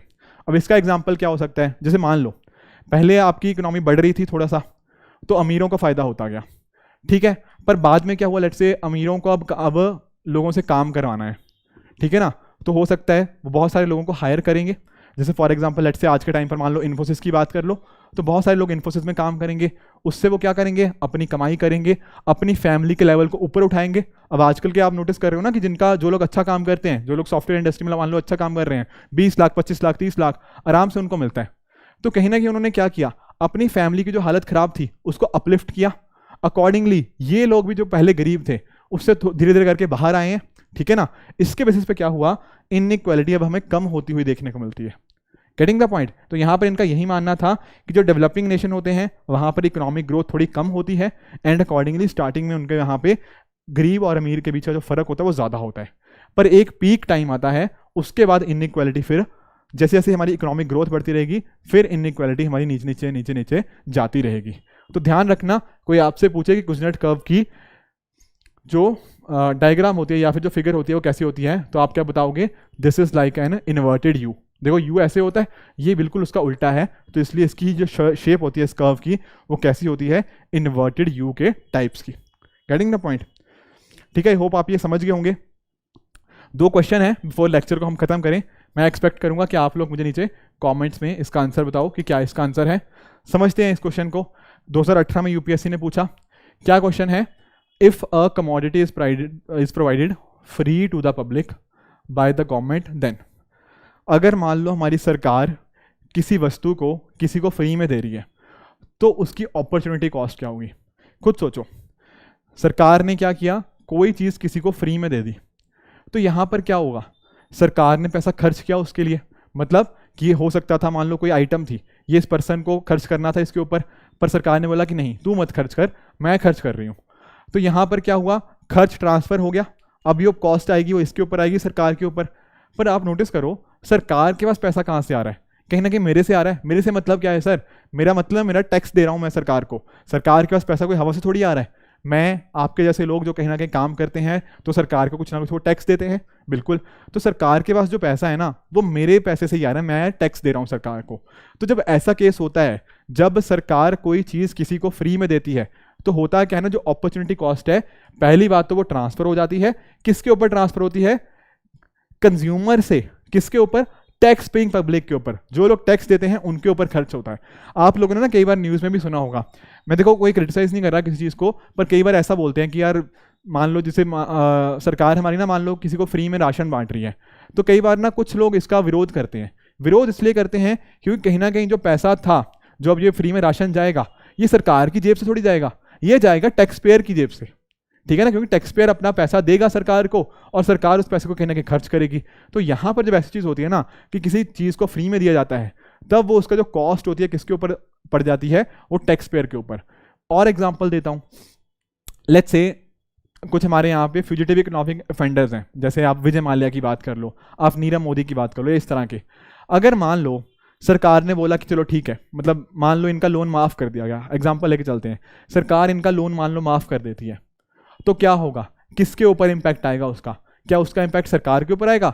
देखो सरकार के ऊपर आएगा, पर टेक्निकली वो मेरे थ्रू आएगा। कैसे? क्योंकि देखो सरकार इनका पैसा वापस कर, पैसा मतलब लोन इनका जो था वो लोन वो कर रही है, ठीक है, लोन माफ़ कर रही है, तो कहीं ना कहीं सरकार कुछ पैसा पे करेगी बैंकों को, तो बैंकों को पैसा सरकार देगी, पर सरकार को पैसा मैं दे रहा हूँ, तो हुआ क्या, टैक्स पेयर के ऊपर यहाँ पे उसके कॉस्ट बेयर होती है। तो इस तरह से इसका सही आंसर क्या बनेगा, ऑप्शन नंबर सी, कि जो अपॉर्चुनिटी कॉस्ट है वो ट्रांसफर होती है कहाँ से, जो भी उस आइटम जो प्रोडक्ट के जो कंज्यूमर होते हैं वहाँ से वो शिफ्ट हो जाता है किसके ऊपर, आपकी टैक्स पेइंग पब्लिक के ऊपर। तो ये यहाँ पे ऑप्शन इसका सी सही हो गया। दूसरा क्वेश्चन एक देखते हैं, यहाँ पर मुझे आपको कुछ चीज़ें समझानी है इसलिए मैं क्वेश्चन को लेके आया हूँ। यहाँ पर कह रहा है कि other things remaining unchanged market demand for a good might increase. बहुत ही लॉजिकल क्वेश्चन है, मैं एक्चुअली क्वेश्चन ये इसलिए लेकर आया हूँ ताकि आपको प्रूव कर पाऊँ कि अगर मान लो आपको बहुत ज़्यादा नॉलेज नहीं भी है ना, तब भी आप इकोनॉमिक कॉन्सेप्ट्स को ठीक कर सकते हो अगर आपके लॉजिक अच्छे हैं। एग्जाम्पल लेके चलते हैं। वो सिंपली ये पूछ रहा है कि मान लो कोई वस्तु है, ठीक है ना, इस चीज़ का डिमांड कब इंक्रीज करेगी। 4 ऑप्शन दिए हैं। पहला समझो, वो कह रहा है कि उससे सब्स्टिट्यूट का दाम बढ़ जाए। अब आप में से हो सकता है कई लोगों को सब्स्टिट्यूट का मतलब ना बताओ, कोई बात नहीं, बता देते हैं। आप मुझे ये बताओ, आपने सब्स्टिट्यूट वर्ड कहाँ पे सुना है? देखो, अगर आप किसी भी स्पोर्ट्स के फैन हो, कभी ना कभी आपने सब्स्टिट्यूट वर्ड पक्का सुना होगा। जैसे लेट्स से मान के चलते हैं कि ऋषभ पंत इंजर्ड है, तो उनकी जगह पे हमने दिनेश कार्तिक को खिला लिया। या अगर आप इन नामों का नहीं भी जानते हो सकता है आप क्रिकेट फैन ना हो, लेट्स से अगर विराट कोहली इंजर्ड है, उनकी जगह आपने रोहित शर्मा को सब्स्टिट्यूट कर लिया। आपने सुना होगा ना कि सब्स्टिट्यूट आया है उसकी जगह पे, मतलब अगर ये नहीं खेल रहा तो उसकी जगह पे दूसरा बंदा खेल रहा है, ठीक है, तो एक ने दूसरे को सब्स्टिट्यूट कर दिया। तो यही सेम चीज़ यहाँ पर होती है।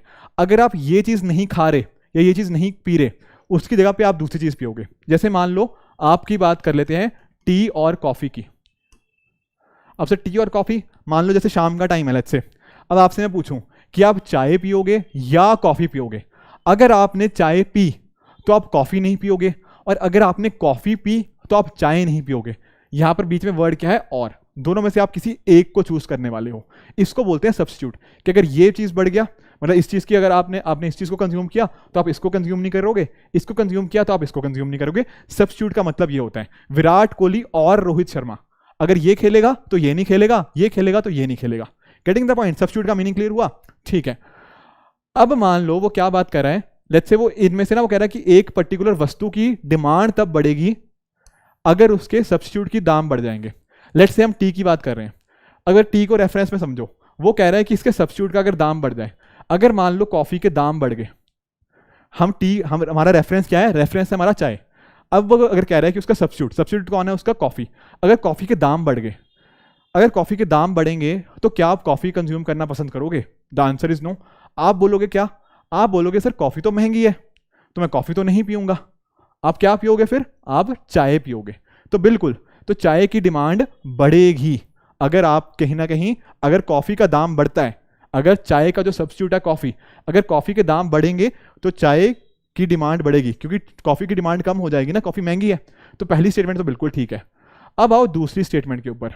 वो कह रहा है price of its complement increases. अब सर कॉम्प्लीमेंट का मीनिंग भी नहीं पता, कोई बात नहीं। कई बार आपने सुना है कि यार ये जो पर्टिकुलर शर्ट है ना, ये इस शूज़ के साथ काफ़ी कॉम्प्लीमेंट कर रही है, या फिर ये जो पर्टिकुलर जो जीन्स हैं ये इन पर्टिकुलर शूज़ को बहुत कॉम्प्लीमेंट कर रही हैं। कॉम्प्लीमेंट सुना होगा ना, मतलब ये दोनों वस्तुएं साथ में बहुत अच्छी जाती हैं।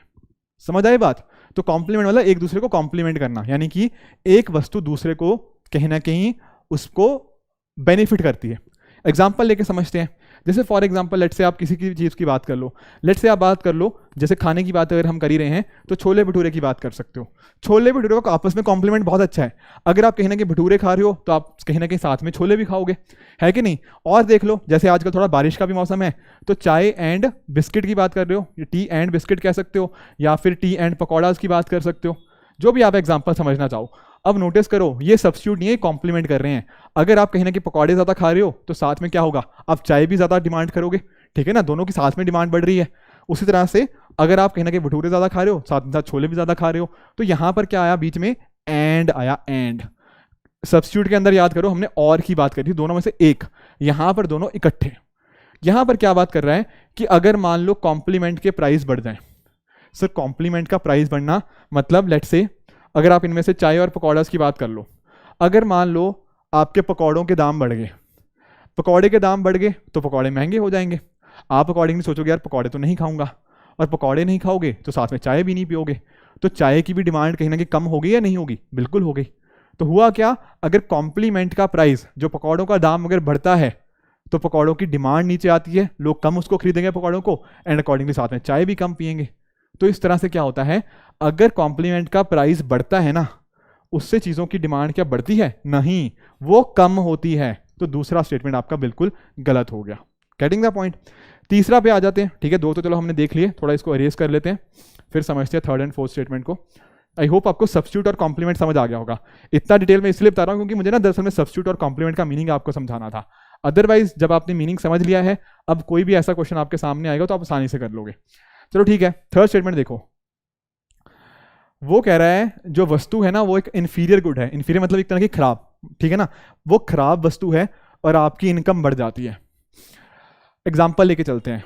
मान लो आप पहले आप नॉर्मल थे, ठीक है, नॉर्मल मतलब थोड़ा बहुत पैसा कमाते थे, तब हो सकता है कि आप नॉर्मल शर्ट पहनते हो, ठीक है, पर जैसे आपकी इनकम बढ़ेगी तब आप कहाँ पे मूव करोगे, हो सकता है आप बोलोगे कि मैं अब तो ब्रांडेड कपड़े पहनूंगा, ये नॉर्मल कपड़े तो खराब कपड़े होते हैं, अब मैं ब्रांडेड कपड़े पहनूंगा। तो जब आपकी इनकम बढ़ती है आप ब्रांडेड कपड़े की तरफ मूव कर जाते हो, और जो कहीं ना कहीं खराब नहीं बोलूंगा, जो नॉर्मल कपड़े थे उनको आप कहीं ना कहीं आप कम यूज करते हो। तो आपके लिए नॉर्मल कपड़े क्या हुए, वो हुए इन्फीरियर गुड, और जो आपके ब्रांडेड कपड़े हुए वो हुए अच्छी गुड्स, ठीक है। तो जब आपकी इनकम बढ़ती है ना, तब आप इस पर्टिकुलर गुड्स को जो आपको इन्फीरियर लगती हैं उनको आप कहीं ना कहीं डिमांड करना कम कर देते हो, बढ़ाते नहीं हो। तो इस तरह से पूछ रहा है ना कि demand for a good might increase, तो इस केस में अगर इन्फीरियर गुड है तब आप उसका कंजम्पशन कम करोगे, बढ़ाओगे नहीं। और एग्जांपल ले लेते हैं, जैसे मान लो कि ना आप समझते हो कि यार दिल्ली से चंडीगढ़ जाना है, दिल्ली से चंडीगढ़ जाने के लिए हो सकता है कि ना आप एक बस के थ्रू जाना बस के थ्रू जाना एक पॉसिबिलिटी हो सकती है। अब हो सकता है आपको बस के थ्रू जाना पसंद ना हो, तो आप इसको मानते हो एक इन्फीरियर गुड। पर कल को मान लो आप लेट्स से IAS ऑफिसर बन जाते हो, या फिर आपके पास बहुत सारा पैसा हो जाता है, अब आप बोलोगे नहीं सर मैं तो फ्लाइट से जाऊंगा, तो आपके लिए फ्लाइट है अच्छी चीज़, इन्फीरियर गुड आपके लिए क्या हो जाएगा, शायद आपके लिए एक जो बस होगा वो इन्फीरियर गुड हो जाएगा। अब आप अमीर हो चुके हो, तो अमीर होने के टाइम क्या इस इन्फीरियर गुड को आप ज़्यादा कंज्यूम करोगे? The answer is no. इसकी डिमांड बढ़ेगी? नहीं, इसकी डिमांड कम होगी। तो वो बात कह रहा था कि क्या उसकी डिमांड बढ़ेगी? नहीं भैया, डिमांड बढ़ेगी नहीं, डिमांड कम हो जाएगी। तो तीसरा स्टेटमेंट गलत है। चौथा बात कर रहा है कि उसका दाम घट जाए, तो ये बात तो बिल्कुल ठीक है, ठीक है। अगर किसी का दाम घटता है अकॉर्डिंगली उसकी डिमांड बढ़ती है, तो ये तो आपको पता ही था, ठीक है। तो चौथा भी ठीक है। तो 1 and 4 यहाँ पे करेक्ट है। तो सही आंसर क्या बना आपका? Option number A, 1 and 4 only. ज़्यादा टाइम इसलिए लिया इस क्वेश्चन को समझाने के लिए क्योंकि मुझे आपको सब्स्टिट्यूट का मीनिंग समझाना था, और मुझे आपको कॉम्प्लीमेंट का मीनिंग समझाना था, और मुझे आपको इन्फीरियर गुड्स का मीनिंग समझाना था। अब ऐसा कोई भी क्वेश्चन यूपीएससी आगे पूछे, आई एम वेरी श्योर आप इनको अच्छे से आंसर कर लोगे। और देखो मैंने यहाँ पे एक लेक्चर के अंदर ना कोई भी चीज़ आपको रटवाने की कोशिश नहीं करी है, हर चीज़ का मीनिंग समझाया है। अब आप जिंदगी भर भी ना सब्स्टिट्यूट का मीनिंग कभी भूलोगे नहीं, आप कॉम्प्लीमेंट का कभी जिंदगी भर भी मीनिंग नहीं भूलोगे, ठीक है। रीज़न क्या है? क्योंकि कहीं ना कहीं हम प्रैक्टिकल लाइफ से इनको रिलेट कर रहे हैं। अदरवाइज जो मैंने स्टार्टिंग में बोला था ना कि बहुत सारे लोग मुझे पता क्या बोलते हैं कि सर इकोनॉमी ना टफ है, टफ है, टफ है। टफ नहीं थी, सब्स्टिट्यूट, कॉम्प्लीमेंट, ये वर्ड शायद आपके लिए टेक्निकल थे। अब टेक्निकल वर्ड्स को हमने बहुत ही प्रैक्टिकल वे में समझ लिया है। अब कैसा भी क्वेश्चन आए हम इनको पक्का सही कर लेंगे, ठीक है। अगर आपने इस लेक्चर को एंड तक देखा है और हर एक चीज़ समझ आई है तो मुझे नीचे प्लीज़ ये लाइन लिख देना, ठीक है। मैं समझ जाऊंगा कि आपको लेक्चर बहुत अच्छे से समझ आ चुका है, ठीक है। अब इसी तरह से हम फिर से नेक्स्ट वीक मिलेंगे, ठीक है। और ध्यान रखना आज पहला लेक्चर था, तो आज मेंस आंसर राइटिंग मैंने नहीं कराई, मेंस का आपको कोई क्वेश्चन नहीं लेके आया, पर आने वाले सेशंस के अंदर हम मेंस के ऊपर भी क्वेश्चंस करेंगे। तो आपका प्रीलिम्स का भी, मेंस का भी, आपकी कंप्लीट इकोनॉमी यहाँ पे हम पढ़ेंगे। Don't worry about it, trust me on this, हम अच्छे से पढ़ेंगे। बट मैं एक चीज़ चाहता हूँ कि आप मेरे साथ साथ बस इसको फॉलो करते रहो, पूरे लेक्चर्स को अच्छे से देखो, ताकि कहीं ना कहीं आप अपनी इकोनॉमी के रिगार्डिंग जो भी इश्यूज़ हैं उनको आपके रिजॉल्व यहीं पर हो जाएँ। और ये बात मुझे प्लीज़ नीचे कॉमेंट से बताना, ताकि मुझे भी आइडिया लगे कि आपको ये लेक्चर कितना समझ आया, ठीक है फ्रेंड्स। तो ये था आज का लेक्चर। इसी तरह से आप भी अपने एंड पे हार्ड वर्क करते रहिए। Goodbye and good luck. Thank you so much.